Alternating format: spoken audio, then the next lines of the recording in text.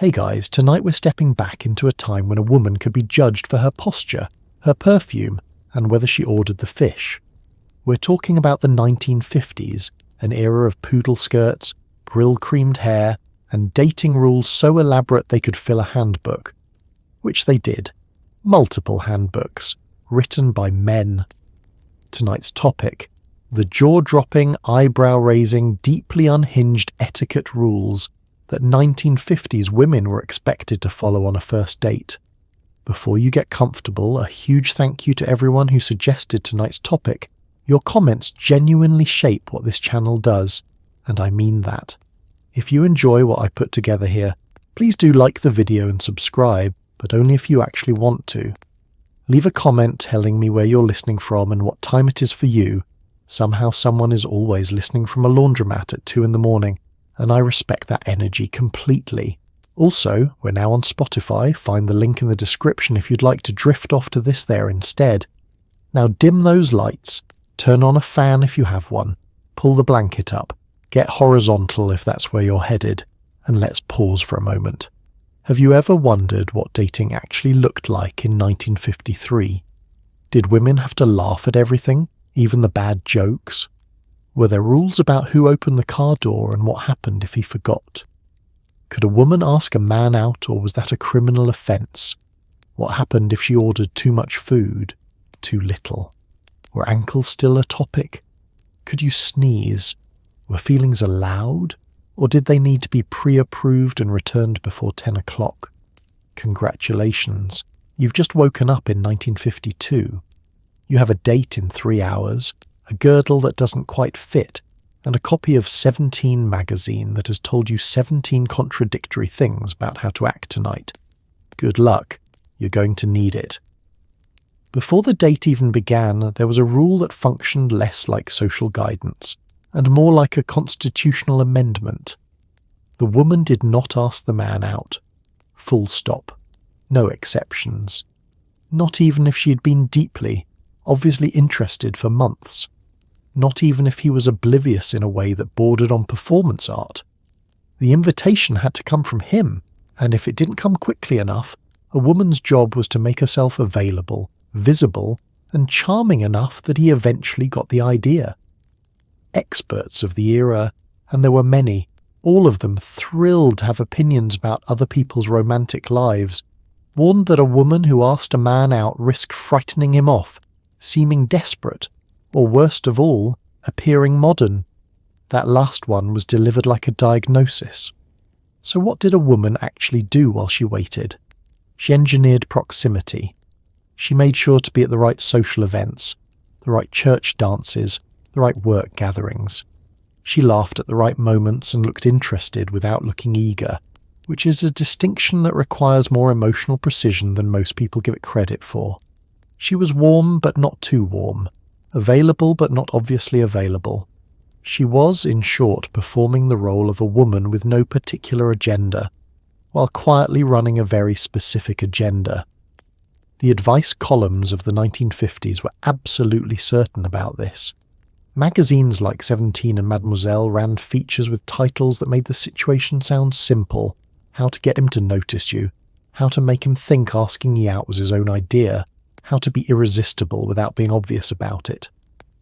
What they were describing, if you read it slowly, was a fairly sophisticated campaign of indirect communication that required patience, self-awareness, and nerves of steel. But they called it being natural.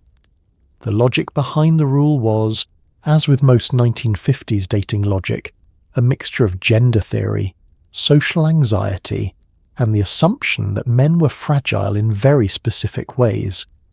If a woman asked a man out, she risked making him feel that she was, as one advice book put it, too forward. And a man who felt that a woman was too forward was apparently gone forever, retreating into a landscape of women who waited correctly. He needed to feel that the pursuit was his own. He needed to feel that the idea had originated entirely in his own mind. He needed, in other words, to be managed very gently and not know it. What nobody wrote about in the cheerful columns with their cheerful illustrations was how long this could take. weeks sometimes, months, in cases where the man in question was particularly oblivious or genuinely uninterested or simply shy in a way that was indistinguishable from disinterest from any external vantage point. A woman could wait for an invitation that was never coming while doing an absolutely flawless impression of a woman who was simply going about her life. The cruel irony was that the very qualities that might make a woman appealing, directness, confidence, the ability to say what she wanted clearly and without performance, were the ones most likely to be flagged as problems. Being too eager was bad. Being too cool was also bad. Being straightforward was essentially off the table.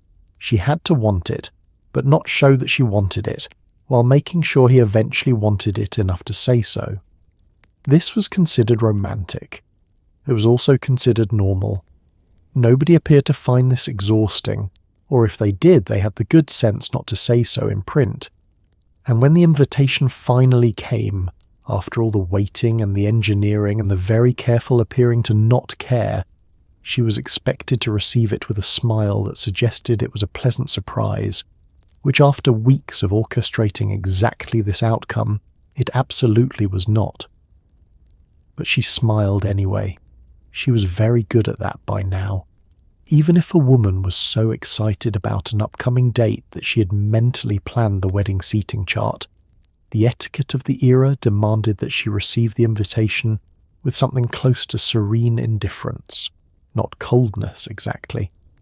More like the emotional temperature of a woman who has many exciting options and is graciously making room in her busy schedule. Saying yes too quickly was considered gauche, a word 1950s etiquette guides used the way a doctor uses concerning. The recommended technique was a brief, pleasant pause before accepting, as though consulting an imaginary social calendar, before agreeing in a warm but measured tone that conveyed neither desperation nor the fact that you had been waiting for this call for 6 days. The pause was the thing. It seems like a small detail, but in the 1950s it carried real weight. A woman who said yes instantly was coded as having nothing better to do, and a woman with nothing better to do was considered a woman without social currency. So she paused. Half a beat, maybe a full beat. Long enough to suggest she was mentally reviewing other commitments. Short enough not to create actual awkwardness. It was the verbal equivalent of making someone wait at the door for a count of 5 before opening it, which, as you'll discover later, was also an actual rule. Phone etiquette made this more complicated. In the 1950s, most calls came through a home telephone shared by the entire household. There was no screening, no voicemail, no opportunity to read the name and decide how long to wait before picking up. The phone rang, you answered, and whatever you felt about the voice on the other end had to be managed in real time, live, with possibly your mother in the next room. A woman had to control her voice immediately, keep it pleasant, keep it measured, give absolutely nothing away, while her heart was doing whatever it was doing entirely independently of her etiquette training. And the specific language of acceptance mattered too. She was not to gush. She was not to say something like, "Oh, I was hoping you'd call," even if she absolutely was. She was to express that she would enjoy it, or that it sounds lovely, in the tone of a woman for whom lovely things are a regular occurrence. She was to ask what they might be doing in a way that sounded like polite curiosity, rather than the logistical planning it actually was. And if the date he proposed conflicted with something she already had, she was to say so regretfully, not too regretfully, just the right amount, and suggest an alternative. All of this in under 2 minutes, while sounding like a person who was simply having a pleasant conversation. The whole performance was exhausting in retrospect, and not because the women doing it weren't capable. They were clearly extraordinarily capable. The exhaustion came from the fact that an enormous amount of intelligence and social skill was being deployed in the service of appearing to have deployed none of it. She was working very hard to seem effortless, which is the most tiring kind of work there is, After she hung up, the real reaction was presumably allowed. The excitement, the nervousness, the immediate need to call a friend and report everything he said in precise, sequential order with full tonal analysis. That part happened. It just happened after the telephone was safely back in its cradle and the performance was, briefly, over. Choosing an outfit for a 1950s first date was not a casual activity. It was a strategic operation with multiple variables, a risk assessment matrix disguised as a wardrobe decision. The goal was to look attractive but not provocative, put together but not like you tried too hard, feminine but not frivolous, and appropriate for wherever he was taking you, which you often didn't know until the last minute because asking might seem presumptuous. Skirts were expected, heels were expected, gloves were, depending on the level of formality, either expected or strongly implied, and everything, the hem, the neckline, the sleeve length, was a silent message that the world around you was reading whether you meant it to or not. Colour was its own conversation. Dark colours were elegant but could read as severe.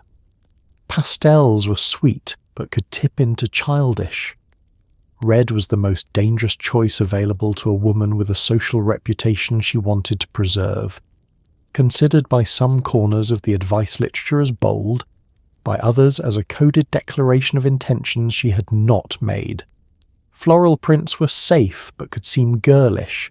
Solid mid-tones, your navy, your sage, your soft grey, were the consensus choice of every etiquette book that had ever spent time thinking about this, which was all of them. The hemline was a precise science. Too short communicated exactly the thing she was not supposed to communicate. Too long made her look matronly, and a matronly first date appearance was considered almost as problematic, just in a different direction. The hem was supposed to fall at a specific point on the knee that suggested modest femininity without prudishness, which is a distinction that requires a ruler and a philosophy degree to maintain simultaneously. And then there was the issue of newness. A woman was not supposed to appear to have bought something new specifically for this date, because that indicated investment, and investment indicated caring, and caring, at this early stage, indicated vulnerability that the etiquette books considered unwise to display. But she was also not to appear in something obviously worn and familiar.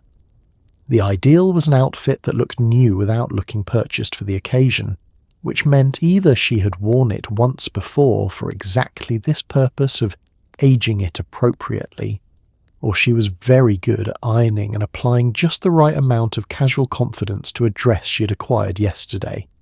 She laid things out on the bed, she held things up in the mirror, she called a friend, she changed again. She put the first thing back on. The calculation was not just about him.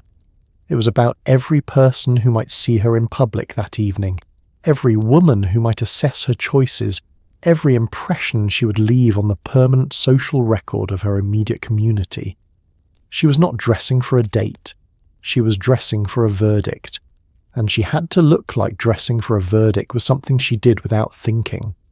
Beneath the carefully selected dress, a 1950s woman was expected to be wearing what the fashion industry called foundation garments, and what the rest of us would call a small, firm argument with gravity.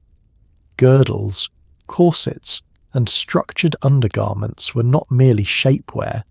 They were, according to the etiquette literature of the time, a sign of self-respect. Women's magazines were shockingly direct about this. Going without a girdle on a date was described in some columns as letting yourself go, a phrase that carried all the warmth of a telegram informing you of bad news. The foundation garment was not optional. It was, in the moral framework of 1952, essentially character. The girdle of the 1950s was an engineering achievement.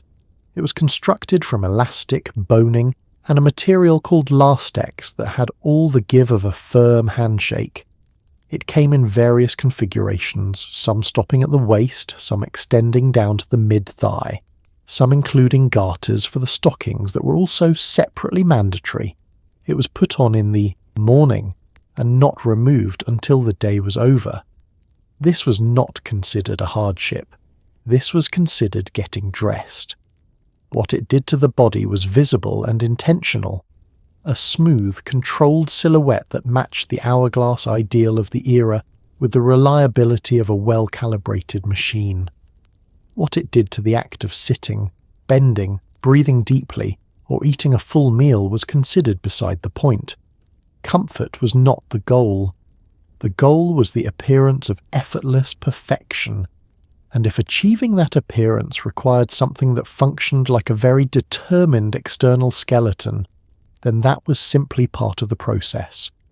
There is a particular irony in the fact that the same magazines that published girdle advertisements also published recipes, because the two things existed in direct opposition to each other. A woman was supposed to bake, to cook, to provide abundant and satisfying food, and also to occupy a body that suggested she ate very little of it. The girdle was the solution to this contradiction. You could have the cake and the silhouette simultaneously, provided the girdle was doing its job and you didn't attempt anything too physically ambitious between the two.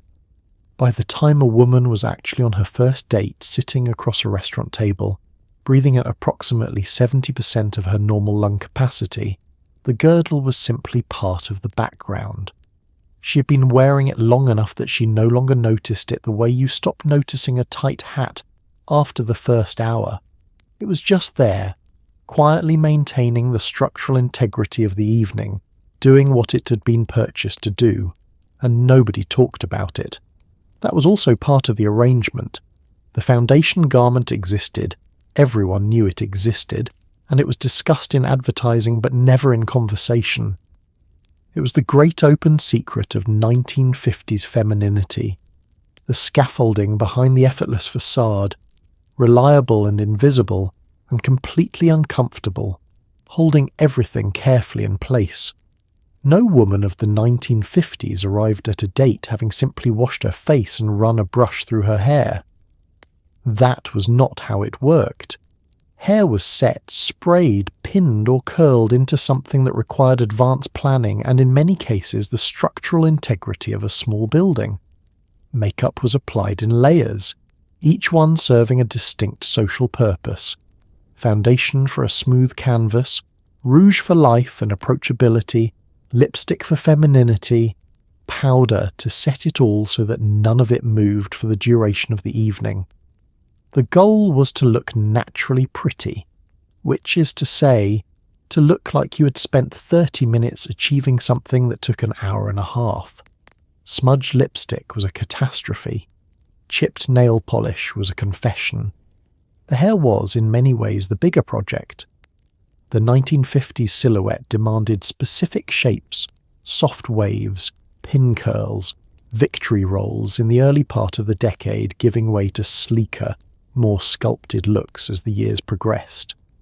All of these required tools, rollers, pins, a hairnet for sleeping, and a dryer that was either a salon hood or a handheld instrument that got hot enough to warrant genuine caution. Many women set their hair the night before, slept in rollers, and woke up with the particular brand of discomfort that comes from having small plastic cylinders pressed against your skull for 8 hours in the name of beauty. They did this routinely. They did not consider it unusual. Lacquer, hairspray essentially, though early versions had the adhesive ambition of a light varnish, was applied to hold the finished style in place. A well-sprayed 1950s hairdo could survive a light breeze, a moderate wind, and in documented cases actual weather events. It was not supposed to move. Hair that moved suggested that the style was not properly executed, and a style that was not properly executed suggested that she had rushed, and rushing suggested that the date was not being taken seriously. Her hair was standing still on purpose, and that stillness was a form of respect. Makeup followed a sequence. Foundation first, smoothed over the face with fingertips or a damp sponge, creating the uniform, porcelain-adjacent base that the era preferred. Then powder, pressed on with a puff to set everything and eliminate any suggestion of shine, because shine was associated with perspiration, and perspiration was associated with effort, and effort, as we've established, was to be concealed at all costs. Then rouge, applied high on the cheekbones in a technique that varied by face shape, because the 1950s had opinions about face shapes.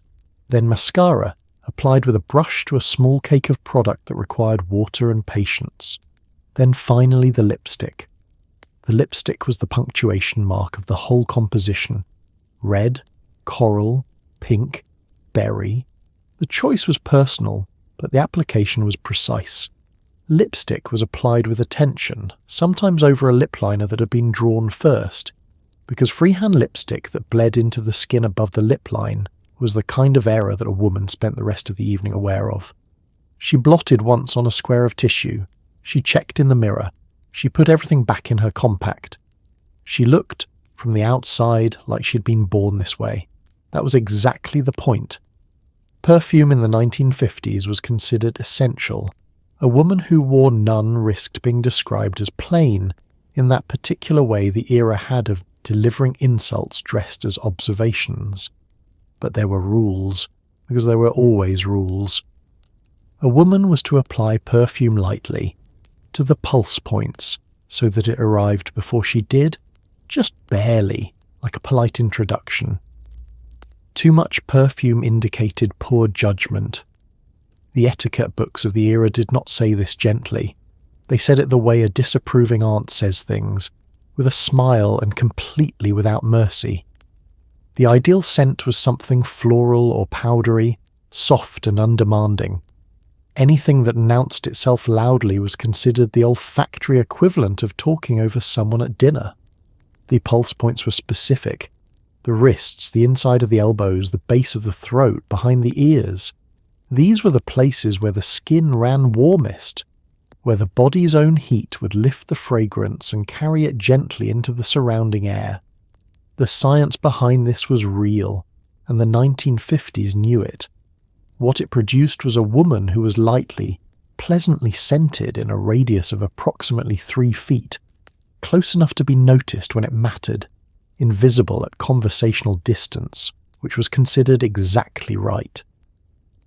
Popular fragrances of the era ran toward the floral and the Kypra, Chanel No. 5 for the aspirational set, Evening in Paris for its beautiful blue bottle and its broad accessibility, Shalimar for women who wanted something slightly more complex and weren't worried about what that suggested. These were scents designed to read as refined. They were the olfactory equivalent of good posture, evidence of a woman who understood how things were done. What was not done, spraying perfume directly onto clothing, which could stain, or applying it so liberally that it preceded her into a room by a socially uncomfortable margin. There were women whose perfume lingered in chairs after they left. This was not considered a compliment. It was the kind of thing that got mentioned in a particular tone by the women who sat in those chairs afterward. A woman's scent was supposed to be personal, something discovered at close range, not broadcast. The difference between these two things was everything, and a woman was expected to know it without being told. The act of applying perfume was also considered private, something done in the dressing room, not redone at the dinner table. Producing a perfume bottle in public and applying it in front of company was considered, depending on the company, anywhere from slightly casual to actively gauche. Her scent was supposed to be fixed and finished before she arrived. It was not a work in progress. Nothing about her was supposed to be a work in progress, at least not visibly. The whole evening was premised on the performance of completion, of a woman who had arrived, fully formed, and required nothing further. What nobody mentioned, because it did not need mentioning, was the quiet pleasure of the perfume itself. Putting on something you loved, something that had been chosen specifically for the way it made you feel. That part existed outside the etiquette entirely. The rules were about what the perfume communicated outward. What it did inward was entirely her own business, and that was, in the 1950s, among the smaller list of things that were. The rule here contained a paradox elegant enough to admire. A woman was expected to be ready on time, not early enough to open the door the moment he knocked, because that suggested she had been hovering anxiously by it, but also not a second late, because tardiness was inconsiderate and implied that her time was more important than his, which 1950s etiquette would not entertain as a concept. The recommended approach was to be completely ready several minutes before he arrived, but to wait a beat before answering the door, just long enough to seem composed, unhurried, and pleasantly surprised that time had moved at its usual rate. The entire greeting was a small performance. Everything was, really. Being ready in advance meant that the hour before his arrival was a waiting period of considerable psychological complexity. She was dressed, she was made up, her hair was set, her gloves were on or nearby, and she had nothing to do but exist in this state of complete readiness while the clock moved at whatever speed clocks move when you are desperately wishing they would hurry.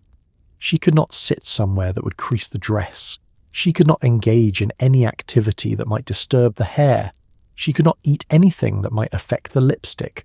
She was, essentially, a finished object waiting to be seen. This was also the window in which second thoughts arrived. The window during which the dress that looked perfect an hour ago suddenly looked wrong. The window during which you remembered that thing you said at the office last week and wondered if it had reached him, if he'd heard, if it would affect how the evening went. The window during which you sat very still in a chair that wouldn't crease anything and thought about whether you were ready for this, and what ready even meant, and whether the version of yourself you'd spent the last 2 hours constructing was one you could maintain for several hours over dinner. When the knock came, she counted. This is documented. Not universally, not in every home, but broadly enough that etiquette guides mentioned it, which means it was common enough to address. A count of 5, perhaps. Long enough to establish that she had not been waiting at the door, short enough not to make him wonder if she'd heard. Then she walked to the door, not quickly, not slowly, and opened it with the expression of a woman for whom this moment was simply a pleasant beginning, rather than the culmination of 2 hours of preparation and several days of anticipatory anxiety. She said hello warmly. She introduced him to whoever was home. She collected her coat and bag in a way that suggested she had simply left them nearby by coincidence. And then she walked out the door into the evening, which was now beginning in earnest, and she was composed and lovely and exactly on time. The performance of effortlessness had begun. She'd been rehearsing it for years.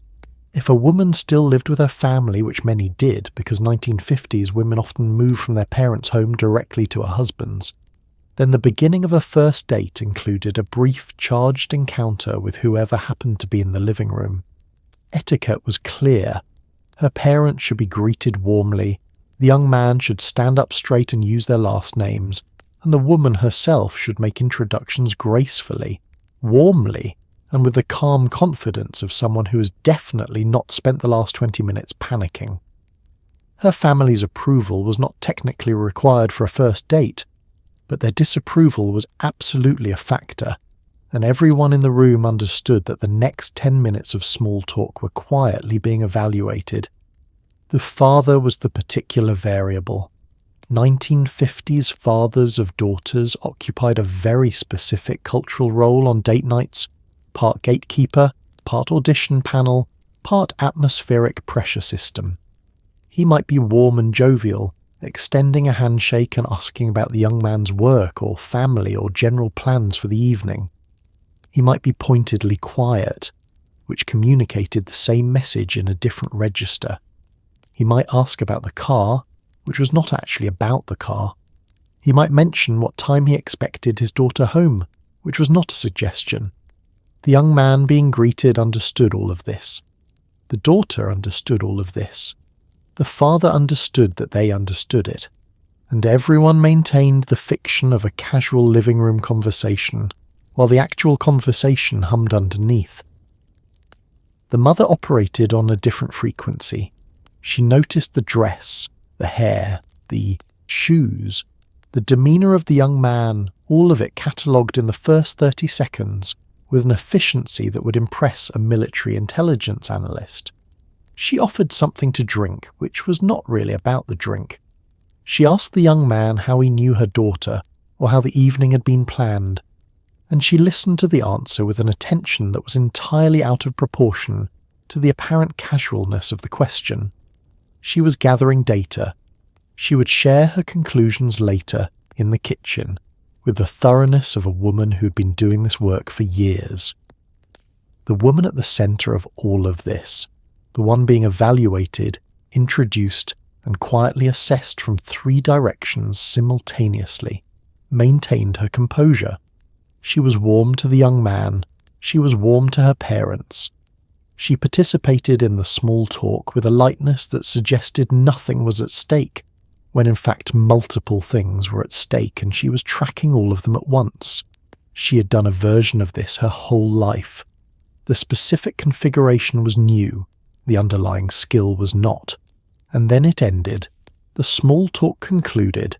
The goodbyes were said. The door closed behind them, and she was outside in the evening air with someone she'd been carefully presenting herself to all this time, beginning the next phase of a performance that would run for several hours more. The living room was behind her. Everything else was in front of her. She smiled and they walked toward the car and she waited for him to open the door. The moment a 1950s man and woman reached the car, a small, wordless choreography began. He was supposed to open her door. She was supposed to wait for him to do so.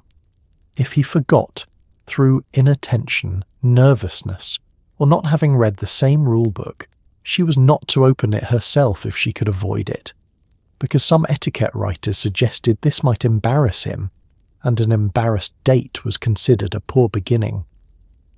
She waited briefly. If he remembered, she thanked him with a smile. She was then expected to swing both legs in together, knees pressed, which sounds simple until you're wearing a full skirt, heels and a girdle, and the car seat is approximately 4 inches lower than physics had led you to expect. The car was also, in 1950s culture, a significant object in its own right. The model, the year, the condition, all of it communicated something about the man who owned it, and a woman was expected to respond appropriately without appearing to have noticed. If the car was impressive, she was not to gush or make obvious reference to its impressiveness, because that could read as interest in his financial situation, rather than in him as a person, though his financial situation and his person were, in 1950s dating logic, somewhat difficult to fully separate. If the car was modest, she was absolutely not to appear to notice that either. She got in the car. She thanked him for opening the door. She arranged herself in the passenger seat without incident. The arrangement was the thing. A full-skirted 1950s dress in the passenger seat of a 1950s car, which sat low and had bench seating and no armrests in the modern sense, required a kind of practical physics management that the etiquette books did not address. Probably because the etiquette books were written by people who had never tried to sit down elegantly in a circle skirt with 4 layers of crinoline underneath it. She managed. She always managed. She tucked the skirt, she crossed her ankles, she placed her hands in her lap or held her bag, and she looked comfortable because she had learned to look comfortable in situations that were not. Then there was the question of the radio. If he turned it on, she expressed pleasure at whatever was playing, unless it was something she genuinely could not tolerate, in which case she expressed pleasure anyway, because the first date was not the venue for musical honesty. If he asked what she liked, she named something agreeable. The car ride was short in most cases. Cities were smaller, restaurants were local, The whole infrastructure of a 1950s date operated within a tighter radius than its modern equivalent, but it was still a transitional space, a few minutes between the public performance of the front door and the more extended performance of wherever they were going. She looked out the window at the right moments. She turned back at the right moments. She said something light and pleasant about the evening, or the neighbourhood, or whatever she could see from the passenger window that gave her something easy to comment on. She was building the conversation that would sustain the next few hours, testing the texture of it in the small space of the car, deciding what kind of evening this was going to be.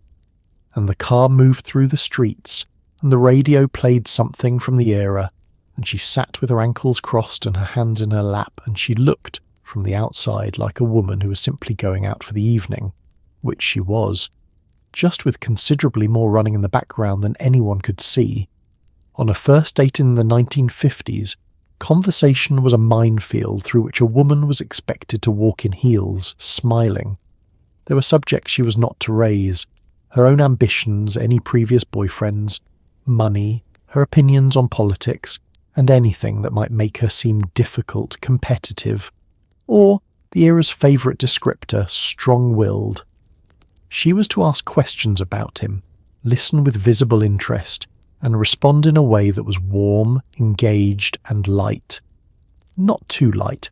Vapid was also wrong, but not too substantive, because a woman who dominated a conversation was considered exhausting, in a way that a man who did the same thing was considered fascinating. The ideal 1950s first date conversation was one in which she made him feel brilliant, and he believed he had done this himself. The asking of questions was considered an art. The right questions were open enough to invite him to talk at length. What was his work like? Where had he grown up?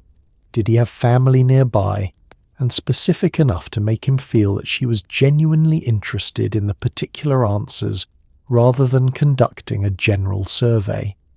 She listened actively, which meant she nodded at the correct intervals, followed up on details he had mentioned earlier, and occasionally reflected something back in a way that demonstrated retention. This sounds like basic conversation. It was also, in the context of the era, considered a feminine skill, the ability to draw someone out, to make the space comfortable enough that he said more than he intended to. Her own answers, when questions came her way, were warm and considered and revealed approximately the right amount. She talked about her family with affection. She talked about her work, if she had any, lightly and without apparent investment. She talked about interests, music perhaps, or books, or films she had seen, in a way that established personality without establishing opinion that might conflict with his. If she'd read something recently that she found genuinely extraordinary, the 1950s advised her to present this with enthusiasm, but also with the implicit invitation for him to have read something better, or at least as good, so that the conversation remained collaborative rather than competitive. The word competitive appeared in the advice literature with striking frequency. A woman must not seem to be competing with her date, not intellectually, not socially, not professionally. If he mentioned he had been to Europe, she was not to immediately mention that she had also been to Europe and found it personally better. If he had an opinion about a film, she was not to immediately produce a more developed counter-argument. She could have an opinion. She simply needed to deliver it in a way that felt like a contribution to a shared conversation, rather than a challenge to his. What this required was not stupidity. It required something considerably harder: the continuous management of her own intelligence in real time, deciding moment by moment how much to offer and in what form, calibrating each response to land as warm and engaged without landing as formidable. Women who had grown up watching their mothers do this had a head start. Women who'd been told all their lives that their intelligence was their best quality spent a lot of 1950s first dates feeling the specific discomfort of being asked to operate at partial capacity. They did it anyway. They were very good at a great many things they were never given credit for. There was a right way to laugh on a first date in the 1950s, and it did not involve throwing your head back, slapping the table, or producing any sound that could be described as a snort. The correct laugh was musical, brief and flattering to whoever had caused it. Etiquette guides of the era, which had opinions about everything, were remarkably specific about laughter. It should be genuine but restrained, appreciative but not overwhelming, and deployed in such a way that the man felt funny without feeling upstaged by his own joke's reception. A woman who laughed too loudly was considered unrefined. A woman who didn't laugh enough was cold. The window of acceptable laughter was roughly the width of a single piano key, and you were expected to hit it every time. The mechanics of the correct laugh were studied. It began with the eyes. A good laugh, the etiquette books implied, started in the eyes before it reached the mouth, which gave it the appearance of spontaneity even when it was anything but. The mouth opened slightly, not widely. The sound that emerged was light and warm, contained within the chest rather than released from the full body. It lasted approximately 2 seconds. Then it concluded cleanly, without trailing off into something that might be called giggling, which was considered immature, or subsiding into repeated small laughs, which suggested that the original joke was doing more work than it deserved. She was also not to laugh at everything. Laughing at everything suggested that she was performing amusement rather than experiencing it, and even the 1950s, with all its enthusiasm for feminine performance, drew a faint line between authentic and theatrical response. The correct calibration was to laugh genuinely at the things that genuinely landed, smile warmly at the things that almost landed, and receive the things that did not land at all with a polite expression of engagement that communicated she had heard the attempt and appreciated the effort, without rewarding it with laughter it had not earned. This required in practice the ability to make split-second assessments of comedic quality while simultaneously maintaining a pleasant expression and tracking 3 other conversational threads.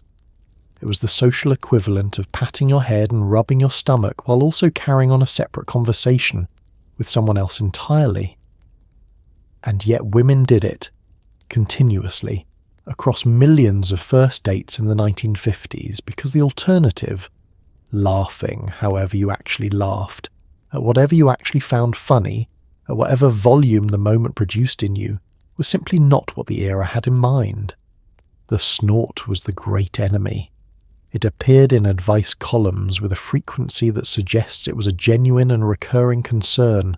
The snort, the honk, the laugh that escaped before it could be edited.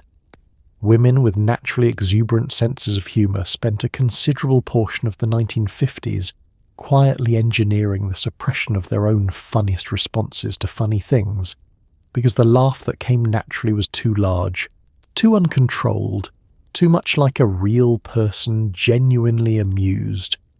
And being a real person genuinely amused was, under the circumstances, a social liability. What nobody in the etiquette literature paused to note was how genuinely funny it is that there were rules about laughing. That someone sat down at a desk at some point in the 1950s and wrote, with full seriousness, about the correct duration of a woman's laugh and the appropriate angle at which her mouth should open while producing it. That this information was published, distributed, and read by women who then attempted to apply it on actual evenings with actual human beings. The whole enterprise was objectively hilarious. The women involved were presumably not allowed to laugh at it. Ordering at a restaurant on a 1950s first date was not simply a matter of deciding what you wanted to eat. It was a negotiation between appetite, presentation, budget awareness, and the semiotics of choice.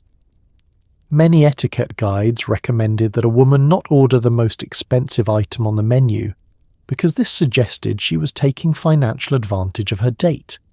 She was also not to order the cheapest, which might seem like an attempt to seem low maintenance in a way that read as performative.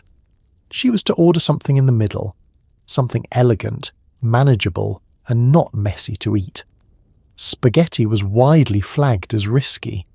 Corn on the cob was essentially forbidden. Anything that required cracking, peeling, or any action that could be described as wrestling was strongly discouraged. The menu itself was a document she was expected to navigate with an appearance of ease, even if she had never been to a restaurant of this particular caliber before, even if the French words in the description were not words she recognized, even if the pricing was higher than she had anticipated, and she was quietly recalibrating her choices in real time. She held the menu with both hands at a comfortable angle. She didn't hold it in front of her face like a shield. She did not take an excessive amount of time deciding, because excessive deliberation suggested indecision, and indecision suggested a general lack of composure. She decided in a reasonable time and communicated her choice clearly to the waiter when the moment arrived. Some etiquette guides of the era recommended that a woman tell her date what she would like, and then allow him to order for her. This was considered a mark of old-world elegance, a choreography in which she selected and he communicated, which preserved his role as the transactional authority of the evening while she retained the actual choice.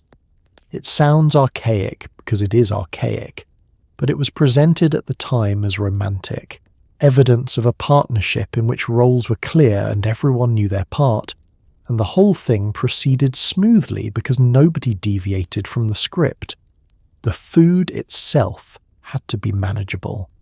This is not a small constraint when you consider what restaurants in the 1950s actually served. Lobster was available and absolutely disqualifying. The bib alone was a first-date veto.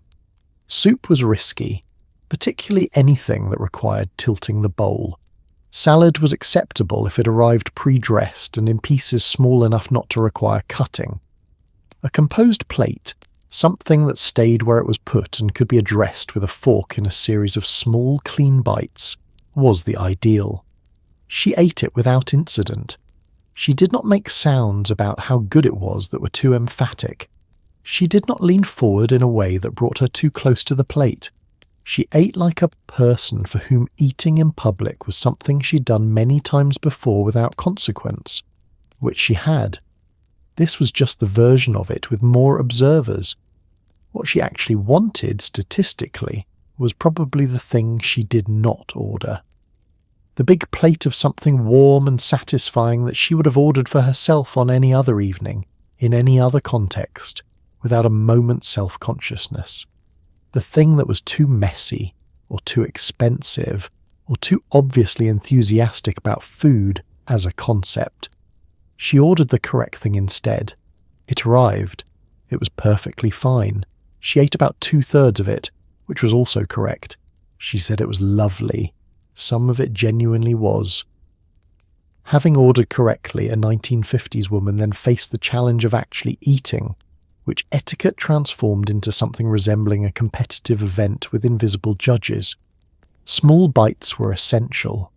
Chewing was to occur with the mouth fully closed and without visible effort. She was not to eat too quickly, that suggested hunger, which suggested something unflattering, or too slowly, which could hold up the evening and inconvenience her date. She was not to finish everything on her plate, because finishing everything implied she hadn't had enough to eat, which implied the portion was inadequate, which implied a judgment of the restaurant, which implied she was difficult. She was also not to leave too much because that was wasteful. She ate a moderate, specific, invisible amount and appeared to enjoy it effortlessly. The fork was to be held correctly at all times, not gripped like a tool, not balanced loosely like an afterthought, but held in the specific European-adjacent manner that the 1950s considered a marker of upbringing. Between bites, it was returned to the plate. She did not hold her fork in the air while she finished chewing, and she did not hold it poised for the next bite before the current one was complete. Each action was discreet and unhurried. The whole process was supposed to look like eating, just with all the evidence of appetite carefully removed. Conversation continued during the meal, which added a layer of complexity to the already demanding business of eating correctly. She had to speak, listen, laugh appropriately, maintain eye contact, manage her cutlery, and also chew, all at the same time, all in a way that made none of it visible as effort. The standard approach was to take a small enough bite that she could finish it quickly if a question came her way, because speaking with food in your mouth was so far beyond the pale of 1950s table manners that it barely needed stating. She managed the rhythm of it. Bite, chew, swallow, speak. Bite, chew, swallow, listen. Small bites throughout, so the gap between eating and speaking was never longer than a moment. Seasoning was its own quiet consideration. Adding salt or pepper before tasting was considered, by some corners of the etiquette world, an implied criticism of the chef's judgment. A woman who reached for the salt shaker before sampling the food was declaring wordlessly that she expected it to be under-seasoned. This was considered presumptuous. She tasted first. Then, if absolutely necessary, she seasoned lightly, privately, without drawing attention to the act. She did not grind pepper onto things with the enthusiasm of a person who enjoys pepper. She did not ask for hot sauce. She did not rearrange the plate to suit her preferences. The food arrived, and she received it as presented, and she was grateful, and none of this was considered an unreasonable expectation. What she was not allowed to do under any circumstances was indicate that she was genuinely, properly hungry. The kind of hungry that a person gets after a full day of work followed by 2 hours of date preparation, during which there was no time to eat. That hunger was real, and it was hers, and it sat quietly beneath the correct bites and the managed pace, and the 2/3 of a plate, saying nothing, waiting for her to get home. In the 1950s, it was essentially given that he would pay for the date. The etiquette around this was not about the money, though, it was about the performance surrounding the money. A woman was not to reach for her purse in a way that was too insistent, because that could embarrass him or suggest she doubted his ability to pay. She was also not to simply sit there with imperial composure while he sorted the bill, because that could read as entitled.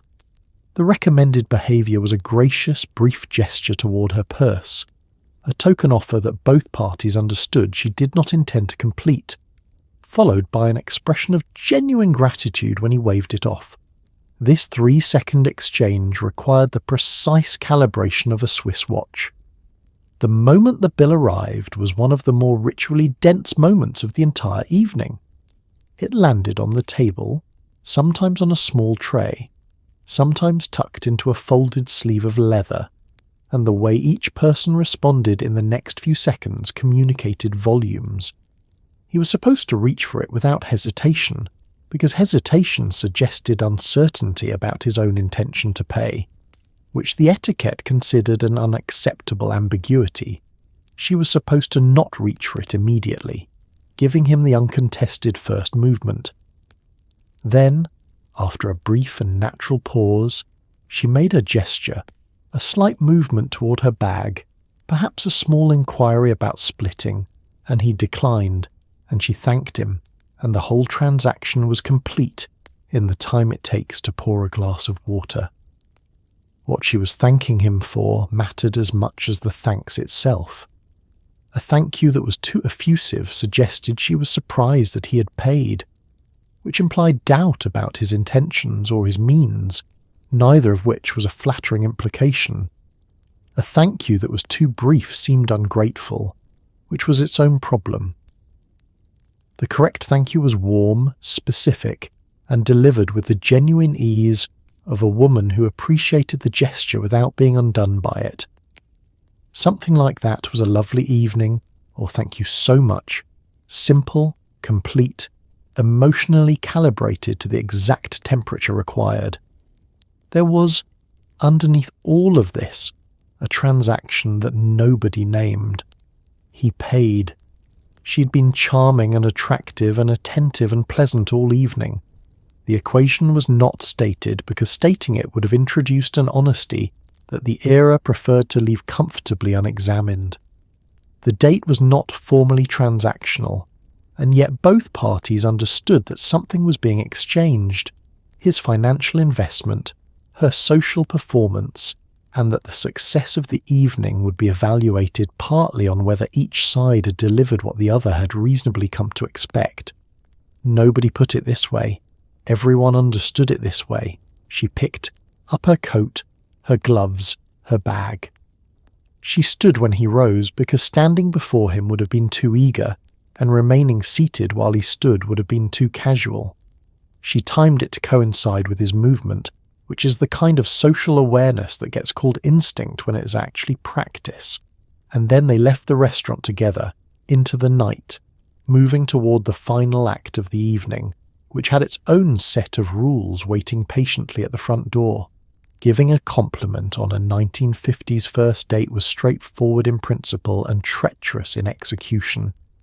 A woman was encouraged to notice and acknowledge things about her date, his taste in restaurants, his car, his sense of humour, in a way that felt spontaneous, warm, and slightly surprised, as though his wonderfulness kept catching her off guard.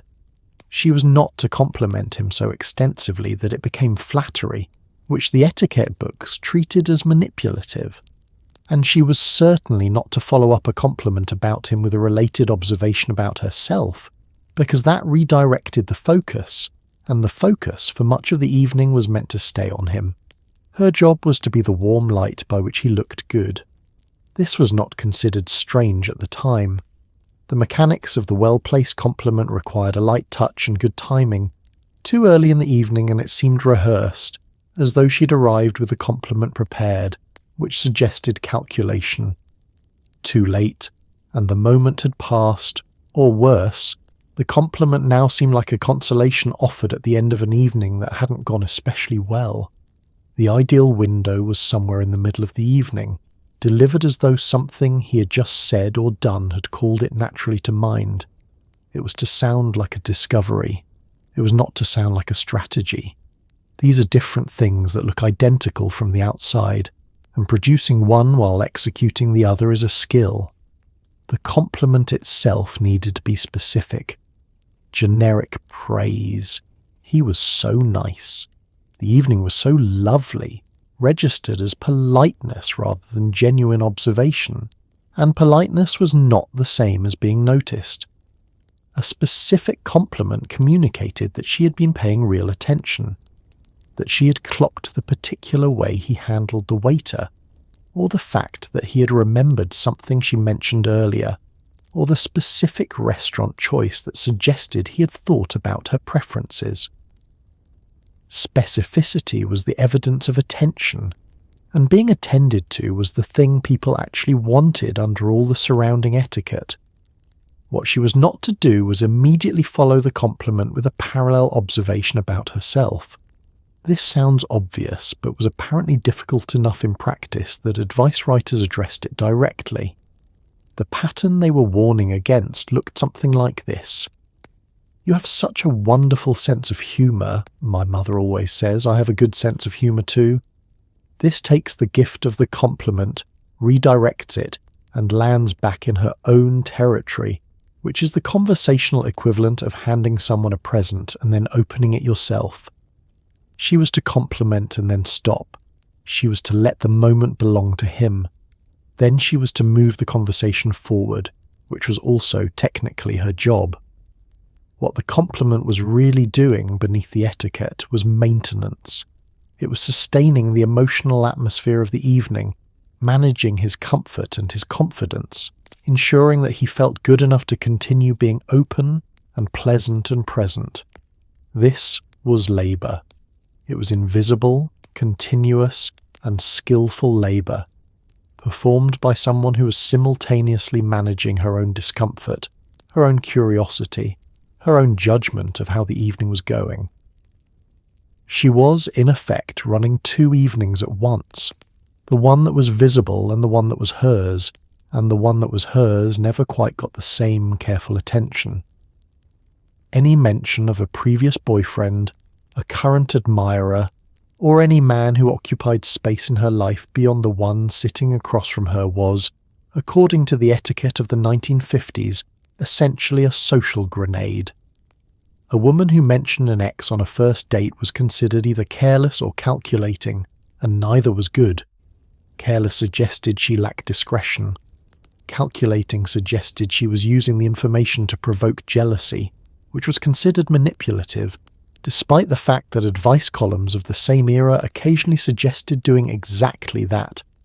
The contradiction was, as with many things in 1950s dating culture, left unacknowledged. The rule was, other men did not exist tonight. He was the only man. He had always been the only man. This was not discussed. The prohibition extended further than most women probably found comfortable, because life at any age involves men. They're at work, in families, among friends, in the fabric of any ordinary story.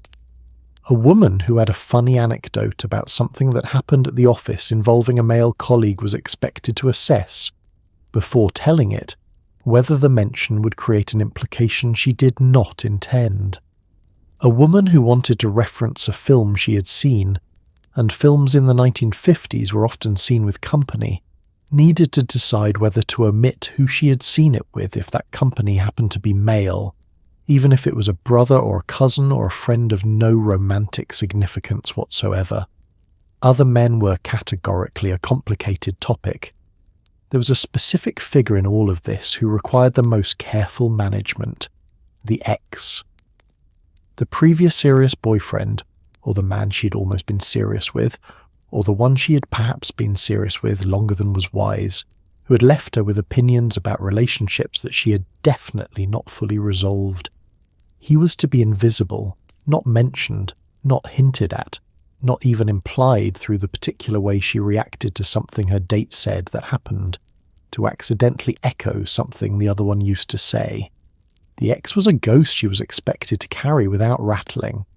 This was particularly unfair given that a man's previous romantic history was, in 1950s dating culture, often treated very differently. A man with past relationships was understood to be experienced, which was generally coded as desirable.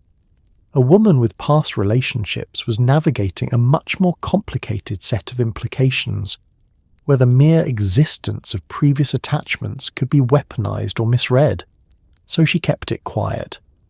She offered a smoothly edited version of her personal history in which previous romantic entanglements were simply absent, like inconvenient furniture moved to another room for the duration of the visit. What lived in the space where that information would have gone was, in most cases, something real and formative.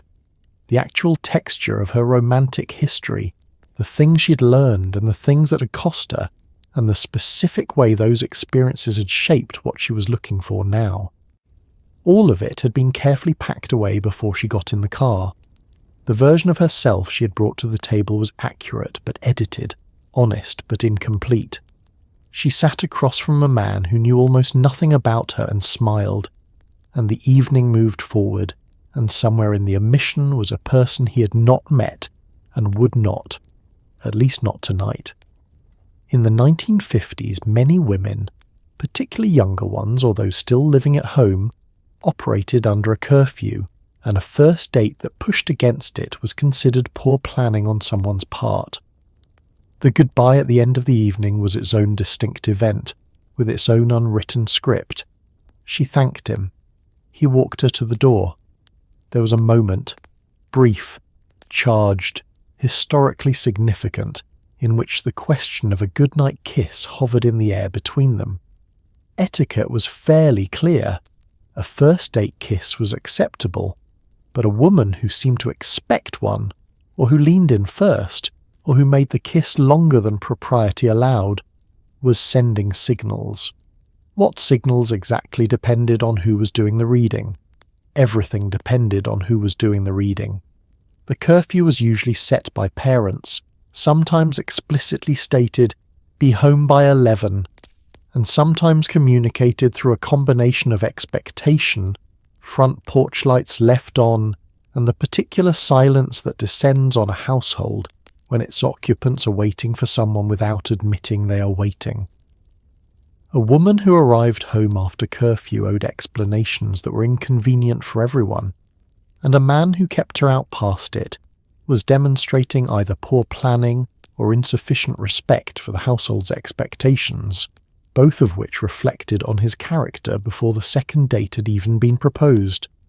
So there was a clock running beneath the evening, not always stated, but always present. She was aware of it. He may or may not have been, depending on whether she had mentioned it, which some etiquette advice recommended, not as a restriction but as useful information, so the evening could be planned accordingly. Other advice suggested she not mention it at all, allowing the clock to exist as her private management tool rather than a constraint he might find inconvenient. Both positions were held simultaneously by different columns in different magazines, because 1950s women's advice was remarkably comfortable with contradiction. As the evening drew toward its natural conclusion, the plates cleared, the last coffee finished, the walk back to the car completed, the goodbye began its slow approach. Some part of the evening's final hour was spent in awareness of what was coming, the door, the moment, the question that would be answered or not answered in the space of a few seconds. She was not supposed to be visibly aware of this, even though she was entirely aware of this. She was to remain present and pleasant in the final stretch of the evening, as though the arrival at her front door was simply an ordinary geographical destination, rather than the specific location at which the evening's most symbolically loaded moment would occur. He pulled up. He walked her to the door. He said something about the evening. She said something about the evening. A beat passed the beat, and whatever happened next was technically spontaneous, and actually the product of an entire evening of accumulated signals, managed impressions, and mutual assessment. She'd been preparing for this moment since she left the house. He presumably had been thinking about it since approximately the dessert course, and now they were here, at the door, in the particular stillness of a 1950s evening, and the script had run out of lines. If the goodnight kiss happened, and on a 1950s first date it often did, because the whole evening had been building toward it in the manner of a very slow, well-dressed train, there were expectations about how it should go. It should be brief. It should not involve what the etiquette writers of the era referred to, with extraordinary delicacy, as unseemly enthusiasm. A woman was to receive the kiss with warmth and composure, as though pleasant things happened to her regularly, and this was simply another of them. She was not to grab, not to linger, and emphatically not to be the one who went in for a second.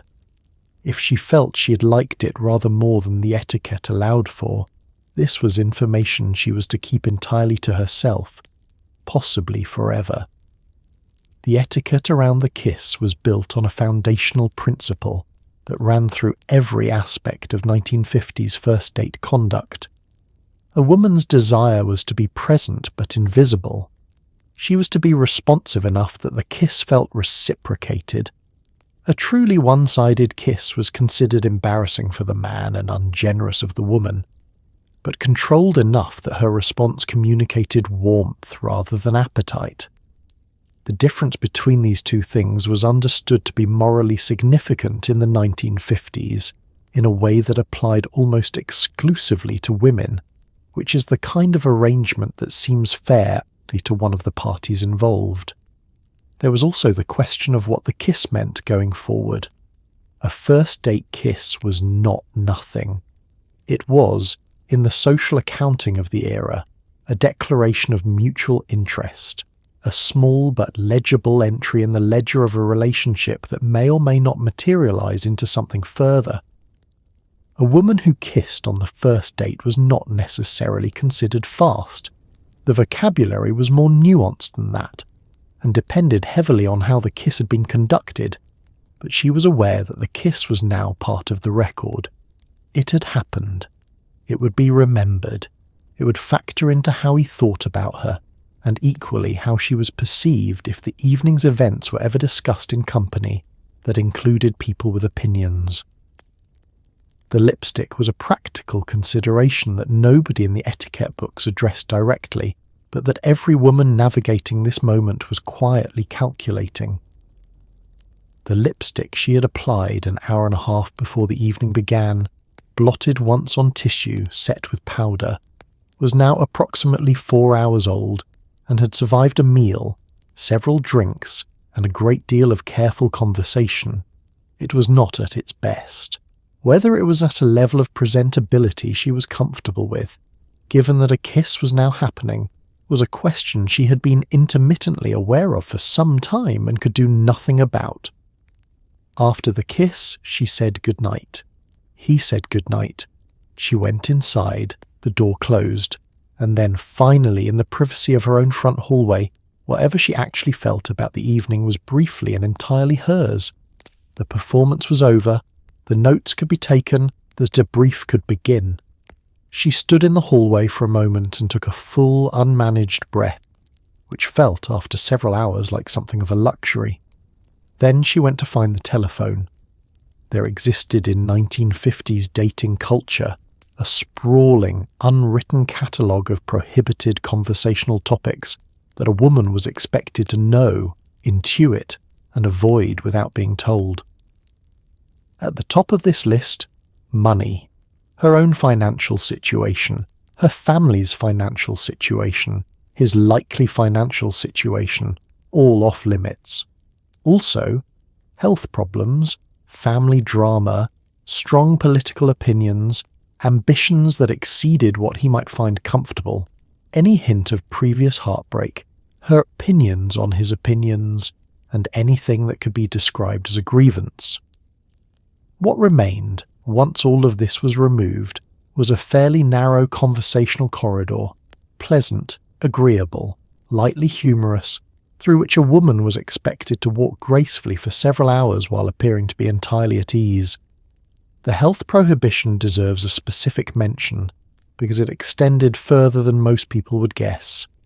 A woman was not to mention any physical ailment, not a headache, not the fact that her shoes were causing her some discomfort, not the cold she was in the early stages of that she had taken 2 aspirin for before he arrived. These were complaints, and complaints communicated need, and need communicated vulnerability, and vulnerability on a first date was, in 1950s terms, a social error of some magnitude. She was to feel perfectly well throughout the evening, or to convincingly impersonate someone who did, which was the same thing for all practical purposes. Family drama was similarly contained. A woman could mention her family warmly, positively, in the light tones of someone who came from a pleasant home and found her relatives charming. But the family drama that existed in every actual family was to remain behind closed doors. No difficult parents, no complicated siblings, no ongoing tensions that had been running since before she was old enough to understand them. Family, as presented on a first date, was a source of warmth and stability. The alternative version, which was more accurate and considerably more interesting, was not the version for tonight. Political opinions were almost completely off the table. The 1950s were not a politically neutral era. They were a decade of McCarthy hearings and the Cold War and the slow early pressures that would eventually crack open the civil rights movement, and women had opinions about all of it. Specific, informed, sometimes urgent opinions formed from reading newspapers and watching the news and living in a country that was making large decisions about what kind of place it intended to be. She had those opinions. They stayed home. On a first date, a woman's political views were at most a gentle echo of whatever he seemed to believe, offered softly and without edges. What this amounted to, when you add it all up, was a prohibition on almost anything real. The interesting parts of a person, the things that had cost them something, the places where their thinking was complicated, the experiences that had genuinely shaped them, were the things most likely to fall into one of the prohibited categories. What was left was the pleasant surface, and the pleasant surface was perfectly nice. It was agreeable and warm and easy to spend an evening with. It just wasn't in any meaningful sense her. She would introduce herself, the real version, later maybe, if things progressed. For tonight, the pleasant surface would do. The pleasant surface was very practiced by now. A 1950s woman was not expected to be unintelligent. That was not the goal. The goal was more specific and considerably more exhausting. She was expected to be intelligent enough to follow the conversation, complement it with her own contributions, and make her date feel that he was in the company of a bright and interesting woman, while simultaneously ensuring that her brightness and interest never outpaced, outshone, or complicated his own. There were women who navigated this with skill, timing their most insightful observations to land as support rather than challenge. There were others who found the exercise deeply unpleasant. History remembers the haircuts and the lipstick. It tends to be quieter about what the women were thinking underneath. The management of intelligence on a 1950s first date required a particular kind of self-editing that operated continuously and in real time. She could know something, but she was to reveal that she knew it gently, and without the emphasis of someone who had been waiting to deploy the information. She could have a perspective, but she was to offer it as a possibility rather than a position. Something like, "I sometimes wonder whether," rather than the more accurate, "I have thought carefully about this, and here is what I believe." The softening of assertion into inquiry was a conversational technique so embedded in how 1950s women were taught to communicate that many of them did it without noticing, which is perhaps the most effective form of social conditioning. Reading was a particular minefield. A woman who read widely was considered cultured, which was good. A woman who had read something he hadn't and wanted to talk about it in depth was entering complicated territory. The correct approach, endorsed explicitly by advice literature of the era, was to mention what she had read in a way that invited his engagement. "Have you read it? I'd love to hear what you think," rather than launching into her own analysis, even if her analysis was better than anything he was likely to produce. She made room for him in her reading. She made room for him in her thinking. She made room for him in the conversation generally, the way you rearrange furniture to give a guest the best chair except the guest got all the chairs. What the era called modesty, what it called femininity, what it called the natural conversational instincts of a woman who was interested in the man she was with. All of these labels sat on top of something that, examined closely, was the systematic suppression of a person's best qualities in the service of another person's comfort. Women who were naturally brilliant had learned to dim themselves. Women who were naturally direct had learned to soften. Women who had read more, thought more, and quite possibly knew more than the man across the table had learned to present themselves as curious students rather than informed peers, because a peer was threatening and a student was charming. And yet, among all the managing and softening and careful calibrating, there were moments, a sharp observation that landed before she could edit it, a genuine laugh at something genuinely funny, an opinion delivered with just slightly more confidence than the rules recommended, that were entirely real, entirely her. Moments where the person behind the performance appeared briefly and fully, and was exactly as interesting as she'd been suppressing all evening. He noticed those moments, usually. They were, predictably, his favourite parts of the evening. Nobody thought to mention to him why they were so rare. Posture on a 1950s first date was not merely a physical matter. It was, according to the era's considerable body of advice literature, a direct expression of character. A woman who slumped was careless. A woman who sat with her legs apart was unrefined. A woman who leaned her elbow on the table communicated a kind of casual disregard for the evening that etiquette found troubling.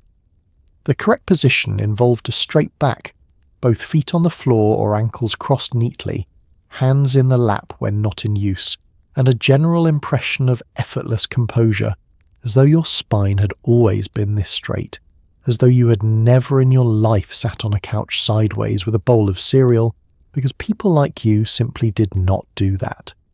The straight back was not just an aesthetic preference. It was, in the logic of the era, a physical manifestation of inequality.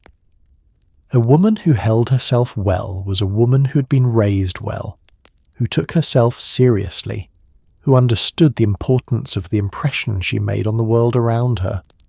Slouching communicated the opposite, a kind of relaxed indifference to how she was perceived that the 1950s found almost morally troubling. You could learn a great deal about a woman's upbringing, her manners and her general standards, the etiquette books implied, simply by watching how she sat in a chair. This was a lot of pressure to put on a lumbar region.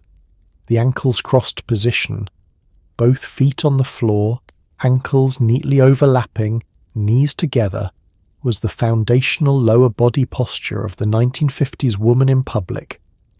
It appears in every photograph, every illustration, every etiquette diagram of the era, with the consistency of a legal requirement. The crossed ankle was to the 1950s what the power stance is to the modern era, a prescribed physical configuration that communicated something specific about the person inside it. In the case of the 1950s, what it communicated was primarily containment. She occupied exactly the space she was supposed to occupy, no more, no less, in a shape that was tidy and closed and posed no inconvenience to the surrounding furniture or the surrounding social contract.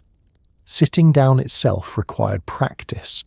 The chairs in 1950s restaurants were often pulled out for her, another small choreography in the evening's ongoing performance, and receiving a pulled-out chair gracefully while wearing a full skirt, heels, and the previously discussed foundation garments required a controlled descent that was somewhere between sitting and being lowered. She placed her hands briefly on the arms of the chair or on the table edge as she settled, not gripping, not clutching, just a light steadying touch, and then she was seated, back straight, ankles crossed, hands moving to her lap, expression pleasant, as though the whole thing had required no physical calculation whatsoever. Over the course of a 2-hour dinner, maintaining this posture became its own sustained effort. The back wanted to soften, the shoulders wanted to drop, the legs wanted to extend or cross at the knee instead of the ankle, or do any of the dozen things that a human body naturally wants to do after sitting still for an extended period. She resisted. Not dramatically, she did not appear to be straining against anything, but continuously, with the low-grade muscle engagement of someone who had been doing this long enough that the resistance had become semi-automatic. She sat correctly for the duration of the evening, and when she finally got home and sat down in a chair that asked nothing of her, the exhale was probably audible. In the 1950s, a woman's hands on a first date were subject to a level of scrutiny that seems, from this distance, somewhat disproportionate to the stakes involved. They were to be well manicured, with polished nails in a colour that was neither too bold nor too pale. They were not to gesture too broadly because broad gestures communicated emotional excess. They were not to fidget because fidgeting communicated anxiety, and a woman who appeared anxious implied that the evening was not going well, which reflected poorly on everyone. They were to hold the menu with purpose, handle cutlery with precision, and rest when idle, in a way that was both natural and composed. The hands were, in short, expected to behave as though they were being watched. They were. The nail polish question alone could fill a column, and in the 1950s it regularly did. The correct red was not too blue-toned, not too orange-toned, not too dark, not too sheer. Coral was considered friendly and feminine. Deep crimson was considered sophisticated but required a certain kind of confidence to carry. Pale pink was universally safe and universally forgettable. Whatever the choice, it was to be applied without chips, smudges, or the kind of growth at the nail's base that indicated the polish had been on for too long. A detail small enough that most people would never notice, and specific enough that the right person always would. Gloves introduced a separate consideration entirely. In the early part of the decade, gloves were still a standard accessory for an evening out, short ones, in cotton or nylon, that covered the hand to the wrist and required removal before eating. The removal of gloves at the table was its own small performance, done calmly, without rushing, one finger at a time if they were tight, tucked neatly into the purse or held in the lap, never draped over the back of a chair like laundry. The act of putting gloves on and taking them off in public was one of those things that looked simple and revealed everything about a woman's ease with formality, which was itself a measure of her social background and general composure.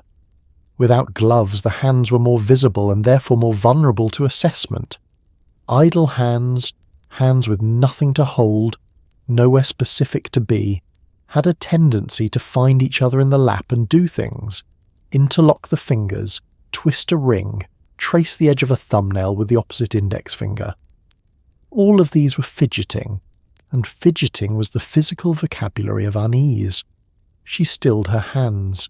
She placed them flat on her thighs, or rested them lightly on the table edge, or held her glass when she wasn't drinking from it, because a hand with an object in it had purpose, and purpose was reassuring to observe.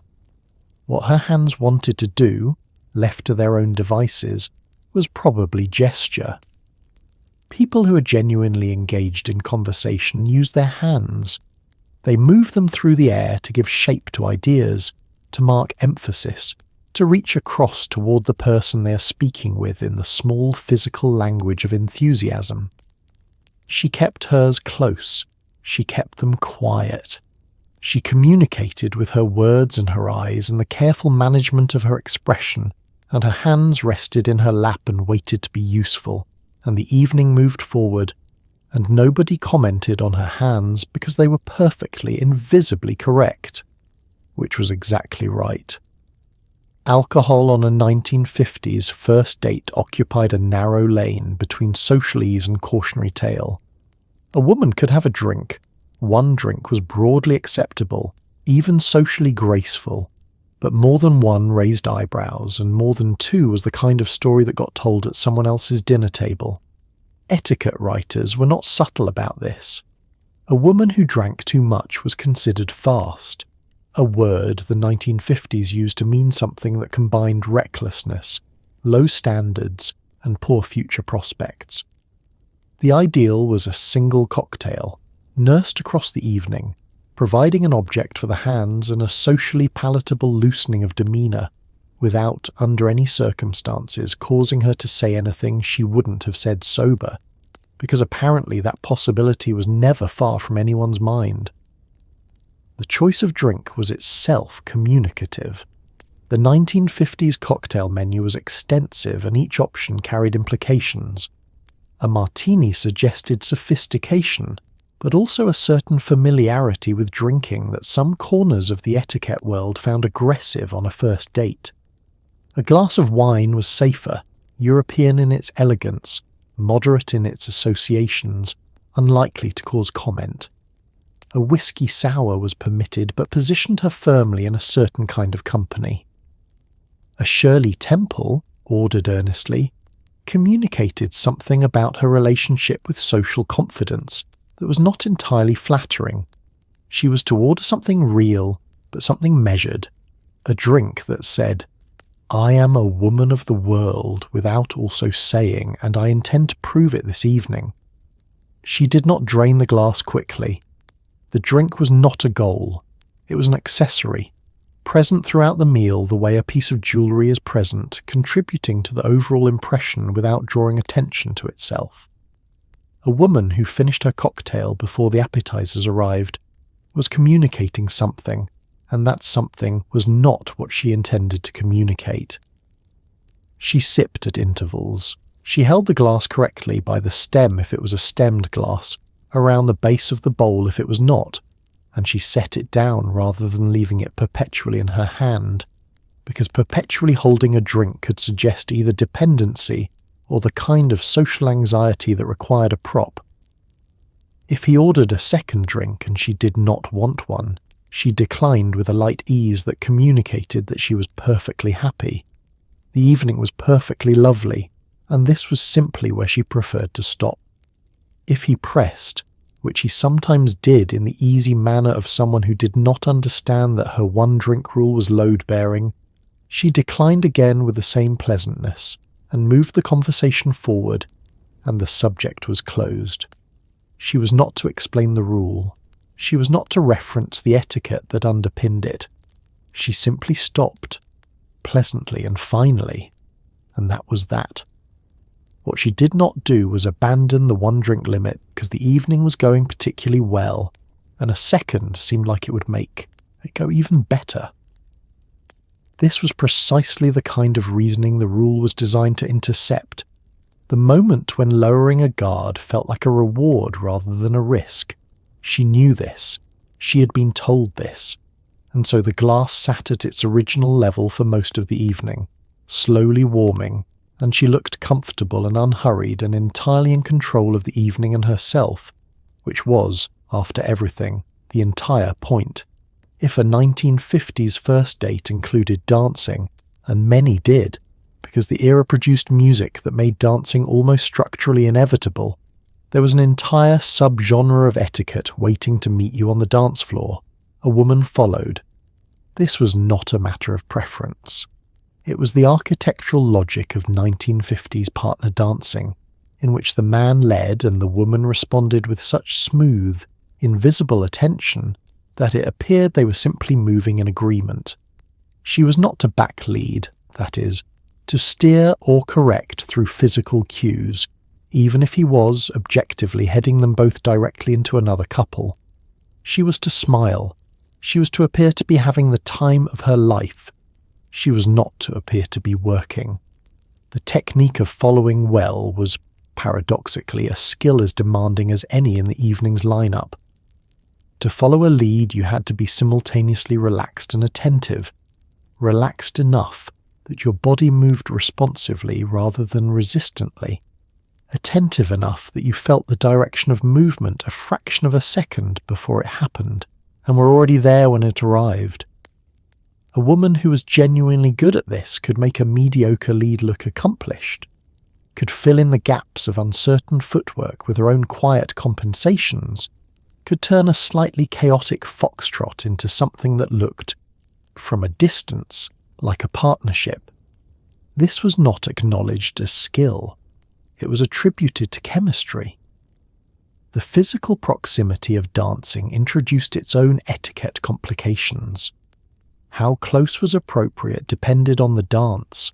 A foxtrot allowed for respectable distance, while a slower number created social pressure toward proximity that the etiquette books navigated with impressive diplomatic language.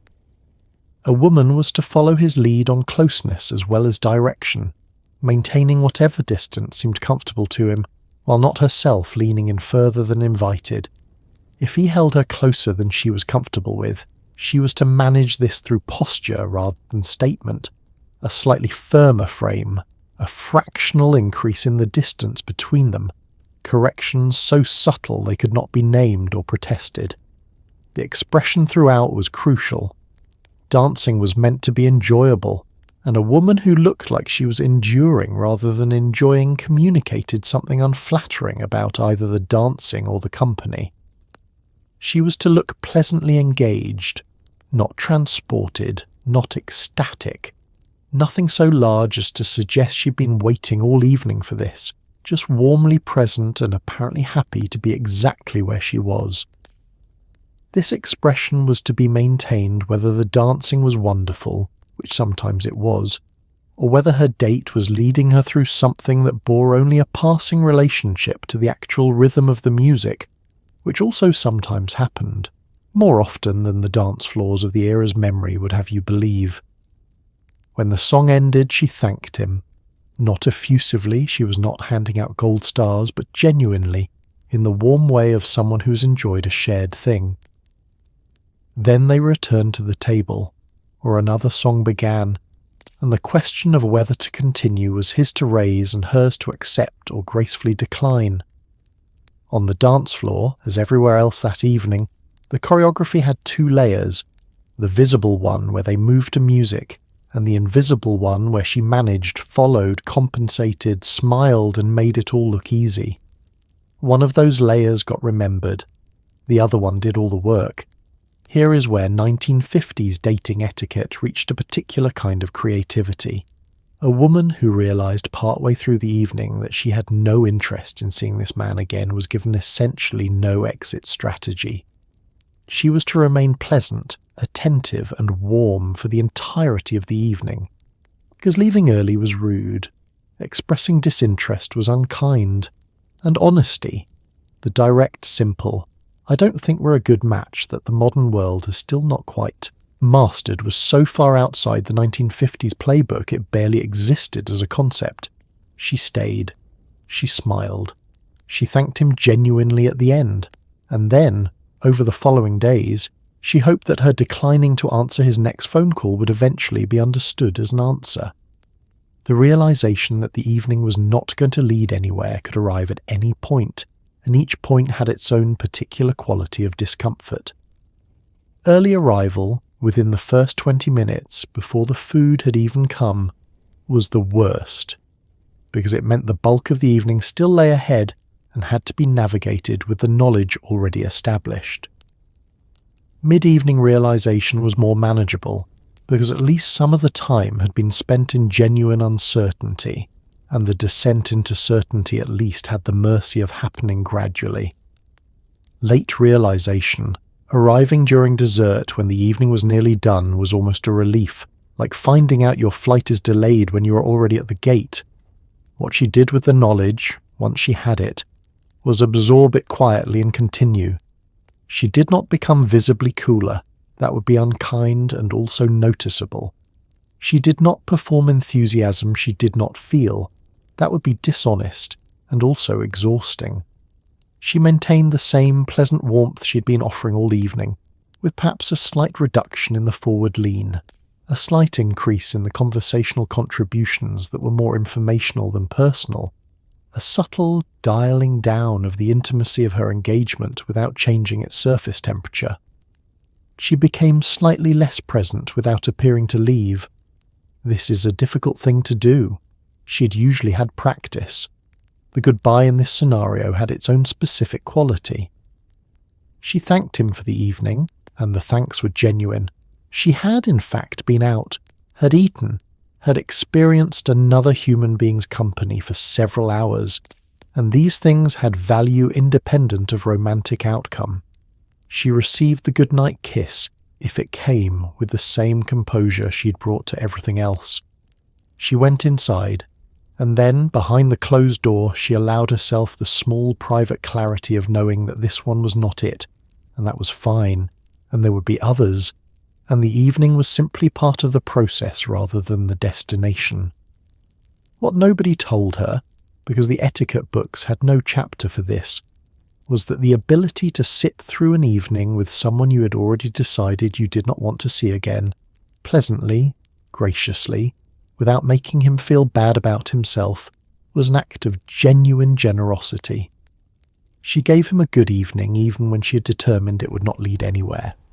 She was kind in a way that was invisible and unacknowledged and cost her something. The etiquette books called this proper behaviour. It was also, quietly, decency. After the date ended and she was inside with the door closed, there was one final rule waiting for a 1950s woman. She did not call him. Not the next day, not 2 days later, not to say she had a lovely time, not to suggest they do it again. The next move was his, entirely, completely, without exception. A woman who called a man after a first date was, depending on the advice column you consulted, variously described as too eager, forward, putting him in an awkward position, and most damningly, chasing. She waited. This could take days. During those days she was expected to remain calm, continue her regular life, and not spend every waking hour replaying the conversation to determine if the moment he ordered dessert meant something good or bad. She almost certainly did all of those things anyway.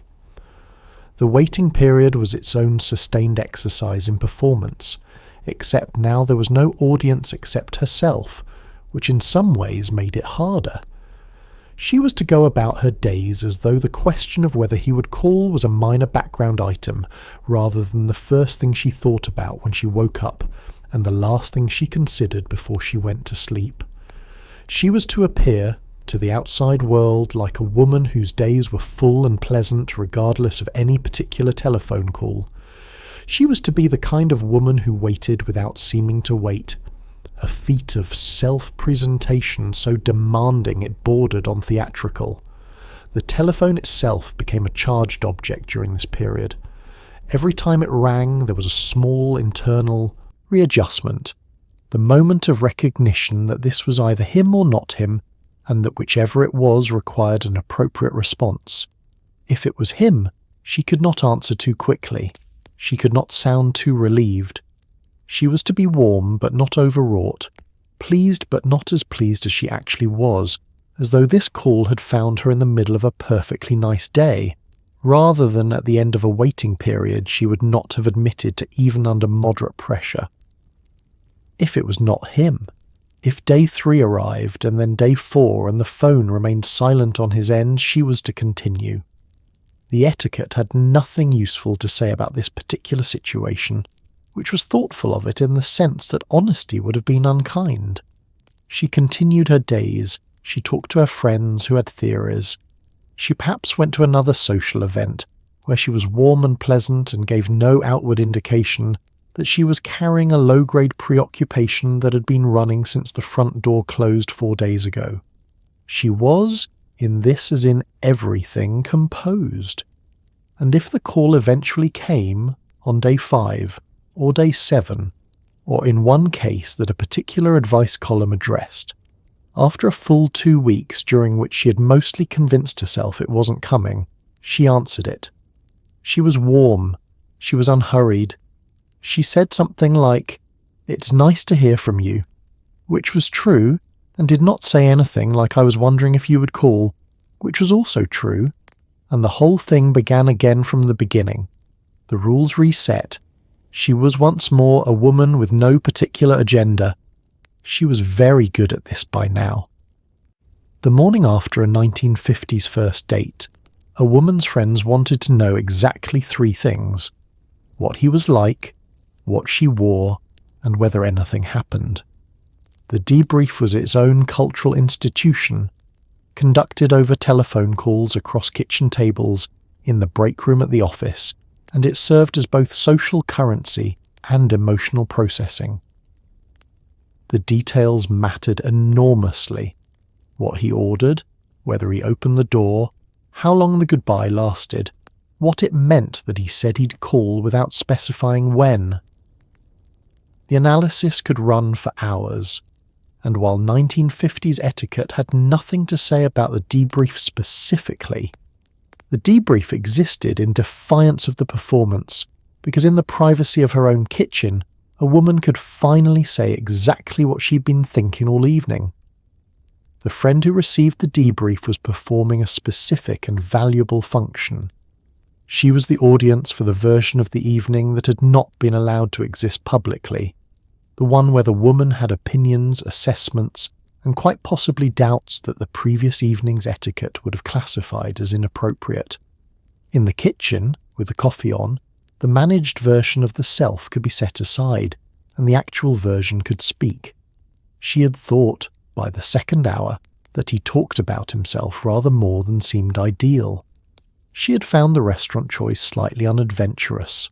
She had noticed, with some interest, that he had laughed at her joke about the film in a way that suggested he had actually heard it, which was more than she had expected. All of this, suppressed throughout the evening, came out now.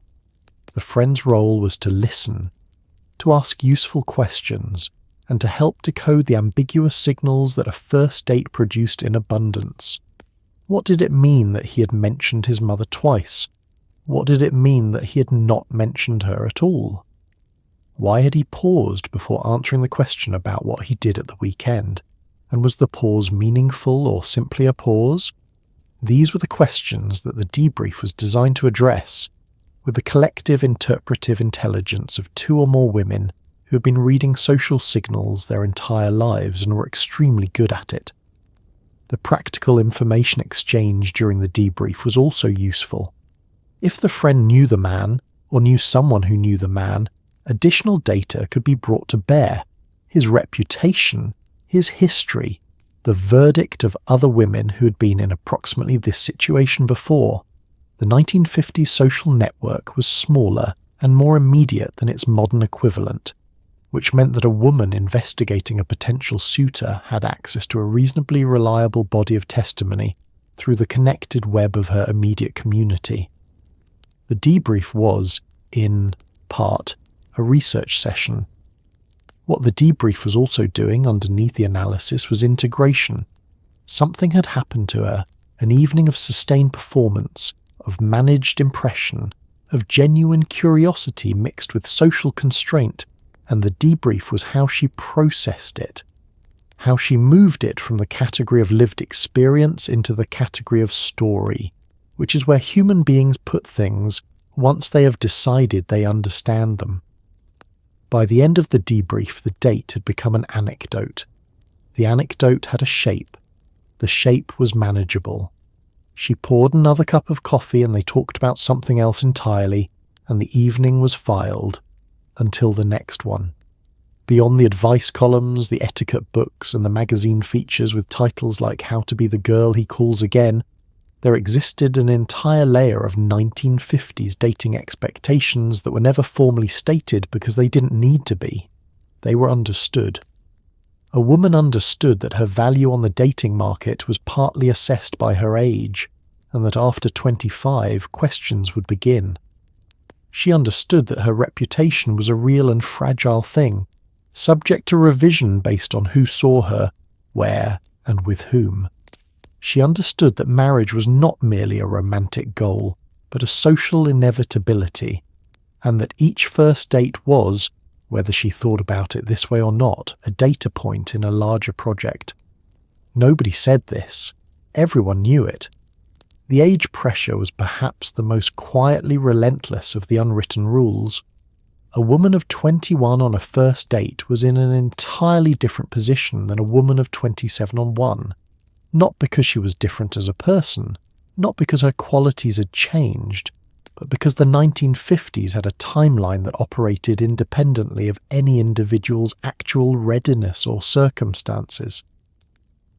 The years between 18 and 25 were considered the primary window, and while nothing dramatic happened at 26, the social temperature changed. Questions appeared. Well-meaning relatives developed a specific tone. The first date at 27 carried an ambient pressure that the first date at 21 did not, and a woman carried that pressure into the restaurant along with her gloves and her carefully selected mid-range entree. The reputation piece was more immediate and more specific. A woman's reputation in the 1950s was a community property, something that existed not in her own assessment of herself, but in the collective assessment of the people around her. It could be affected by what she wore, how she behaved, where she was seen, who she was seen with, and what the person who saw her chose to say about it afterward. This meant that every public aspect of a first date, arriving at a restaurant, leaving it, being seen in a car with a man, was potentially observable and potentially reportable. She was always, on some level, performing for a potential audience that extended beyond the man across the table. The marriage understanding ran deepest of all, because it was the water everyone swam in, and therefore the thing nobody felt the need to name. A first date in the 1950s was not simply a first date. It was the first potential step in a sequence that led, if everything went correctly, to a second date, a courtship, an engagement, a wedding, and a life. The entire apparatus of the date, the rules, the performances, the careful management of impression, existed in service of this ultimate destination. Nobody talked about it at the dinner table. It was too large and too obvious to require conversation. It was simply there, the shape of the future, waiting quietly at the edge of every pleasant first date evening like a very patient third party. There were, of course, women in the 1950s who did not follow the rules, who asked men out first, who talked about politics over dinner, who had opinions that went above the permitted volume, who laughed loudly, ordered the expensive thing, called when they felt like it, and went home at whatever time they pleased. Some of them were considered difficult, which in 1950s terminology covered an extraordinary range of behaviour, from had a preference to knew what she wanted to would not pretend otherwise. Some of them were considered fast or modern, or too smart for their own good, which was a phrase the era produced with the confidence of someone who had never heard, themselves saying it, and some of them were simply themselves, quietly and persistently, in a time that found this deeply inconvenient. The women who broke the rules did not always do so loudly. Sometimes the rebellion was very small and very private, a political opinion delivered with slightly more conviction than recommended, a second drink ordered without apology, a good night that ended on her terms rather than on the schedule the etiquette implied. These small deviations did not make the news. They were not celebrated in the magazines, which were busy celebrating the women who followed all the rules and looked lovely doing it. But they accumulated, quietly, across millions of evenings in millions of kitchens and restaurants and front porches. Women made small choices that did not comply. And those choices mattered even when nobody was watching, perhaps especially when nobody was watching. Some of the rule breakers paid a social price that was real and in some cases lasted years. A woman with a reputation for being difficult found certain doors slower to open. A woman who was known to be too independent discovered that some men found this quality charming in theory and exhausting in practice, and that the gap between those two positions became apparent fairly quickly. The 1950s did not reward female non-compliance in any immediate sense, and the women who knew this and broke the rules anyway were doing something that required a specific kind of courage, the courage to accept a cost that the rule followers did not have to pay. But some of them found each other, which was its own kind of reward.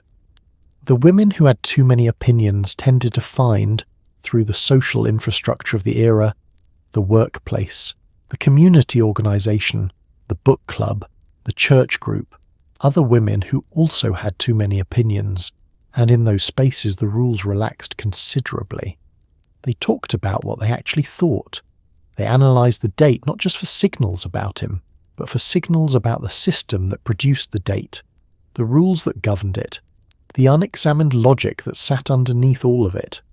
They were not yet finding the language the next decade would hand them, but they were doing the thinking. And the thinking, once started, had its own momentum that the etiquette books had not anticipated and could not stop. Here is the thing that the etiquette books, the advice columns, and the magazine features with their cheerful illustrations never quite captured. Throughout all of it, the posture, the laugh, the careful ordering, the good night that wasn't too long, a woman was thinking. She was assessing, deciding, noticing, feeling. She was curious about him, or disappointed by him, or mildly entertained, or quietly bored, or suddenly, unexpectedly, a little bit charmed. She was managing the gap between what she was expected to project and what she actually experienced, with the low-grade vigilance of someone who's been doing this long enough that it takes almost no effort anymore. She did everything right. She looked lovely. She was warm and gracious and appropriately responsive. And somewhere underneath all of that, she had a full, complicated, specific opinion about the entire evening. She mostly kept it to herself, until the debrief. What she was thinking about him was frequently more perceptive than anything the evening's etiquette allowed her to express. She noticed things, small inconsistencies, habits of speech, The way he spoke to the waiter versus the way he spoke to her, the question he asked and then did not actually listen to the answer of, the moment he said something unguarded and interesting and then retreated from it immediately, as though he had shown her something and decided the showing was a mistake. She filed all of it. She was an exceptionally good observer because she'd been trained by the entire structure of her social world to watch more than she spoke, and watching carefully, over time, produces a very accurate picture. She was also thinking about herself, the version of herself she had brought to the evening, and what it had cost to maintain it, and whether the cost had been worth it. There is a particular kind of fatigue that comes from sustained performance, not the exhaustion of physical labour, but the quieter drain of continuous self-monitoring, the ongoing split between what you feel and what you show. She knew this fatigue well. Most women of the era did, though the 1950s did not have language for it that was kind. The language it did have tended toward words like sensitivity and high-strung, which located the problem in the woman rather than in the system that produced the problem. And underneath the assessment and the fatigue and the ongoing management, there was sometimes something else entirely. The simple, unguarded experience of an evening. A good restaurant, decent food, a person across the table who had said one thing that surprised her in the best way, a song that had come on during the car ride that she had always loved. The ordinary pleasures of being out in the world on an evening when the light was doing something nice and the air smelled like late spring, and she was wearing a dress that she actually liked, regardless of what it communicated to the social order. Those moments existed. They were real. They were hers. And they did not require management, because nobody knew about them, because they happened entirely inside, where the etiquette books had no jurisdiction, and she was, briefly and completely, just herself. In the entire architecture of a 1950s first date, there was precisely one socially sanctioned opportunity for a woman to remove herself from the table, collect her thoughts, and exist briefly without being observed. The trip to the powder room. It was the single crack in the evening's otherwise seamless performance, a 2 to 3 minute window in which she was permitted to be somewhere else, alone, without explanation or apology. She used it wisely. She checked the lipstick, repaired whatever needed repairing, looked at her own face in the mirror without managing its expression for anyone, and took approximately 3 breaths that belonged entirely to her. Then she went back out, composed and pleasant, and the performance resumed as though it had never paused. The timing of the powder room visit was itself subject to informal rules, because of course it was. Too early in the evening, before the food arrived, say, suggested either a digestive issue she did not want to imply or a nervousness she did not want to advertise. Too late, waiting until the very end of the meal, missed the practical window when the lipstick actually needed attention. The ideal moment was somewhere in the middle of the evening between courses, when a natural pause in the conversation made her absence unremarkable. She excused herself briefly and without elaboration. She did not explain where she was going, because that was considered unnecessary, and she did not ask permission because that would have been strange. She simply rose gracefully and went. In the powder room itself, the work was practical and emotional in equal measure. She produced her compact from her purse, the small flat case containing powder and a mirror that 1950s women carried as standard equipment, the way a modern person carries a phone, and she assessed the situation. The foundation had probably survived. Foundation was built for endurance. The rouge might need a light touch. The lipstick almost certainly needed reapplication, particularly if the meal had been substantial and the cocktail had contributed to its erosion. She applied it with the small brush or directly from the tube, blotted once on the square of tissue she had ready, and looked at the result. Presentable, correct, ready to continue. But the powder room was also doing something else, something the practical business of cosmetic repair provided cover for. It was providing a moment of recalibration. Halfway through the evening, she had accumulated information about him, about the date's trajectory, about how she actually felt about both, and the powder room was where she quietly processed it. Away from his eyes and the restaurant's ambient social pressure, she could let her face do what it wanted for a moment, which occasionally involved an expression that would not have been useful at the table, a slight wince of disappointment, a small smile of genuine pleasure at something he had said, an expression of mild relief that the evening was going better than she had feared, or mild resignation that it was going about as well as she had expected, which was fine, which was manageable. She looked at herself in the powder room mirror with a directness she'd been avoiding all evening, because looking directly and honestly at yourself required a kind of self-permission that the performance of the date had not been encouraging. Here, for a moment, she could see herself plainly, not as the carefully assembled woman she had presented at the table, but as the person who had assembled her. They were, she reminded herself, the same person. She smoothed her skirt, picked up her purse, and walked back out into the restaurant, where he looked up as she returned and she smiled back, and the evening continued. She'd taken her 3 breaths. She was ready. If the evening had gone well enough that she wanted a second date, a 1950s woman faced a communication challenge of considerable delicacy. How to indicate clearly enough that the message landed, that she would welcome being asked again, without indicating it so clearly that she appeared to be asking. The direct approach was unavailable. Saying "I'd love to do this again sometime" was considered, by the etiquette of the era, too forward, an encroachment on his territory as the initiator that made her seem eager in the specific way that the 1950s found alarming. So she communicated indirectly, through a set of signals that were legible to anyone paying attention and deniable to anyone who wasn't. She was very good at this. She had been practicing it in various forms her entire life. The signals were distributed throughout the final portion of the evening, beginning roughly from the moment she had privately decided she would like to see him again. The warmth of her engagement increased slightly, not dramatically, not in a way that announced itself, but perceptibly, in the way that afternoon light is subtly warmer than morning light, without anyone being able to say exactly when the change occurred. She leaned in fractionally more. She laughed a little more genuinely.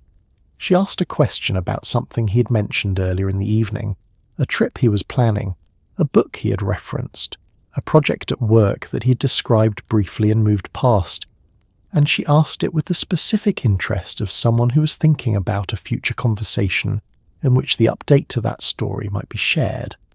The mention of future events was the most direct signal available to her within the rules.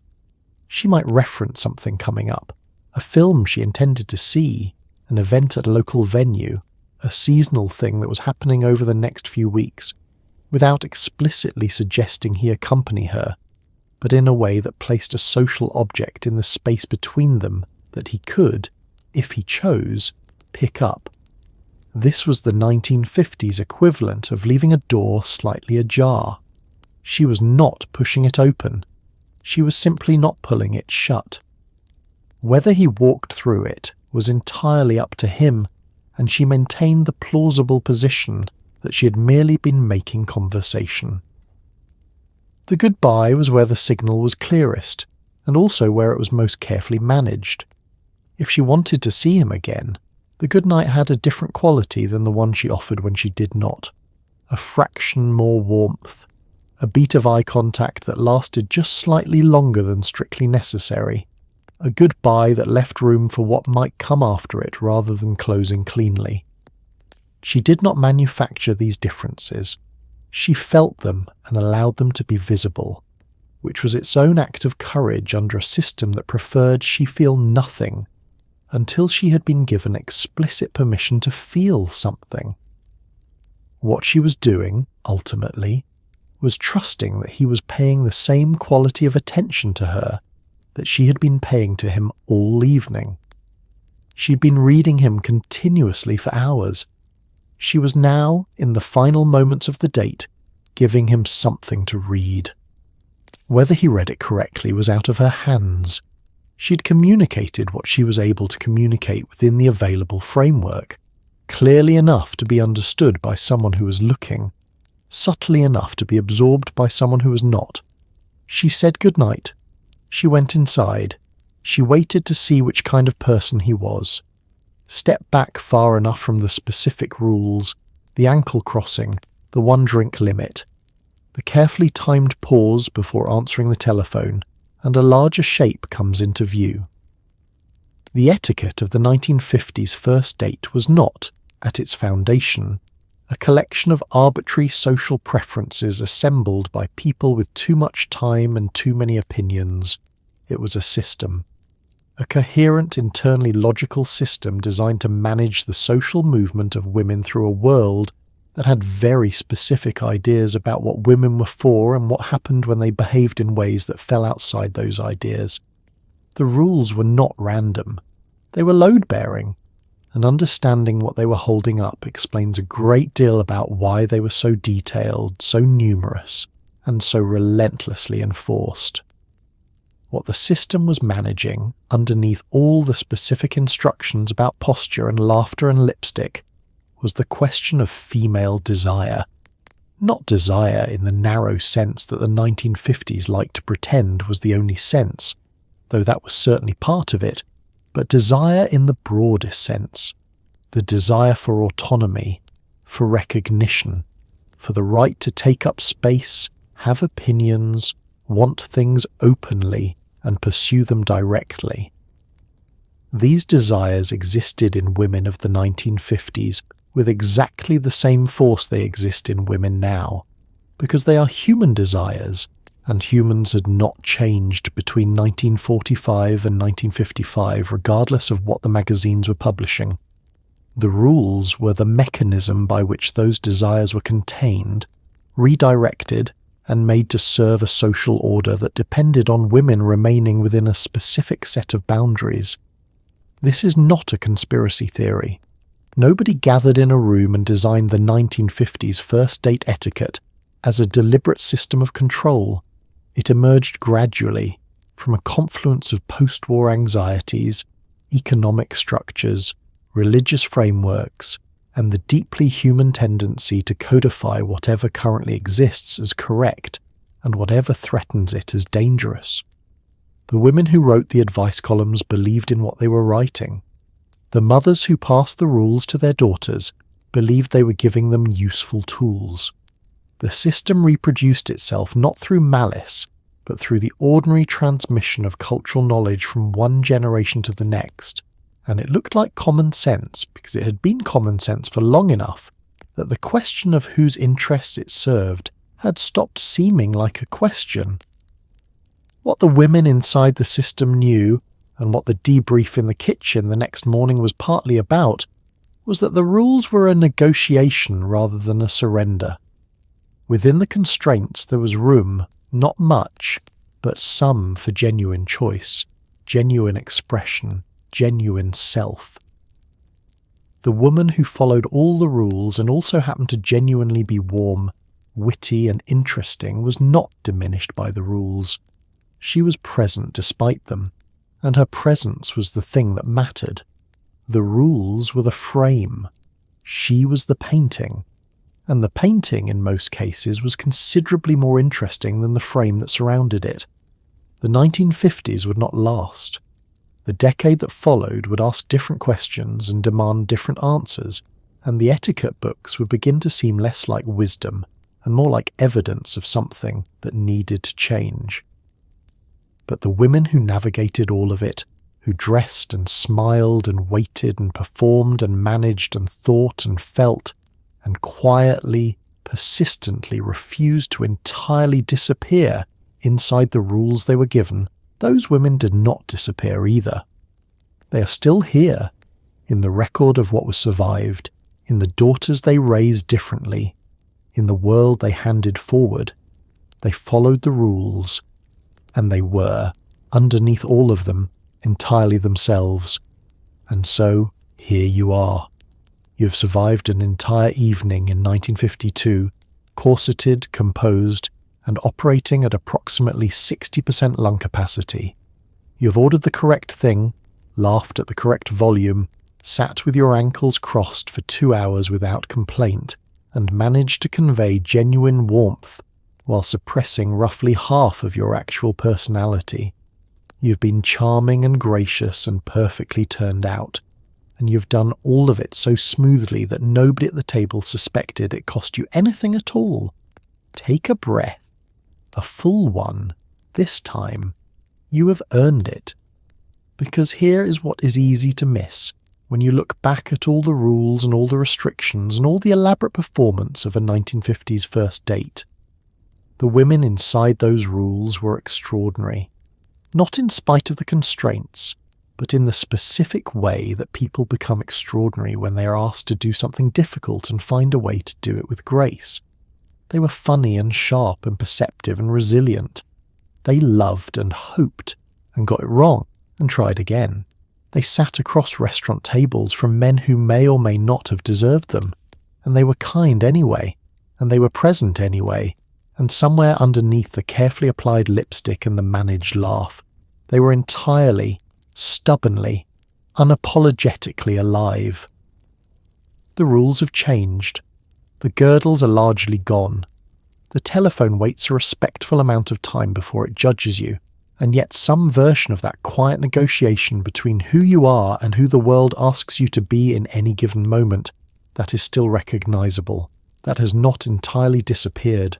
So tonight, as you drift off towards sleep, maybe spare a quiet thought for all the women who crossed their ankles and held their tongues and waited by phones that sometimes rang and sometimes didn't, who played a long and difficult game with enormous skill, and who, behind every perfectly composed smile, were thinking something far more interesting than anyone ever asked to hear.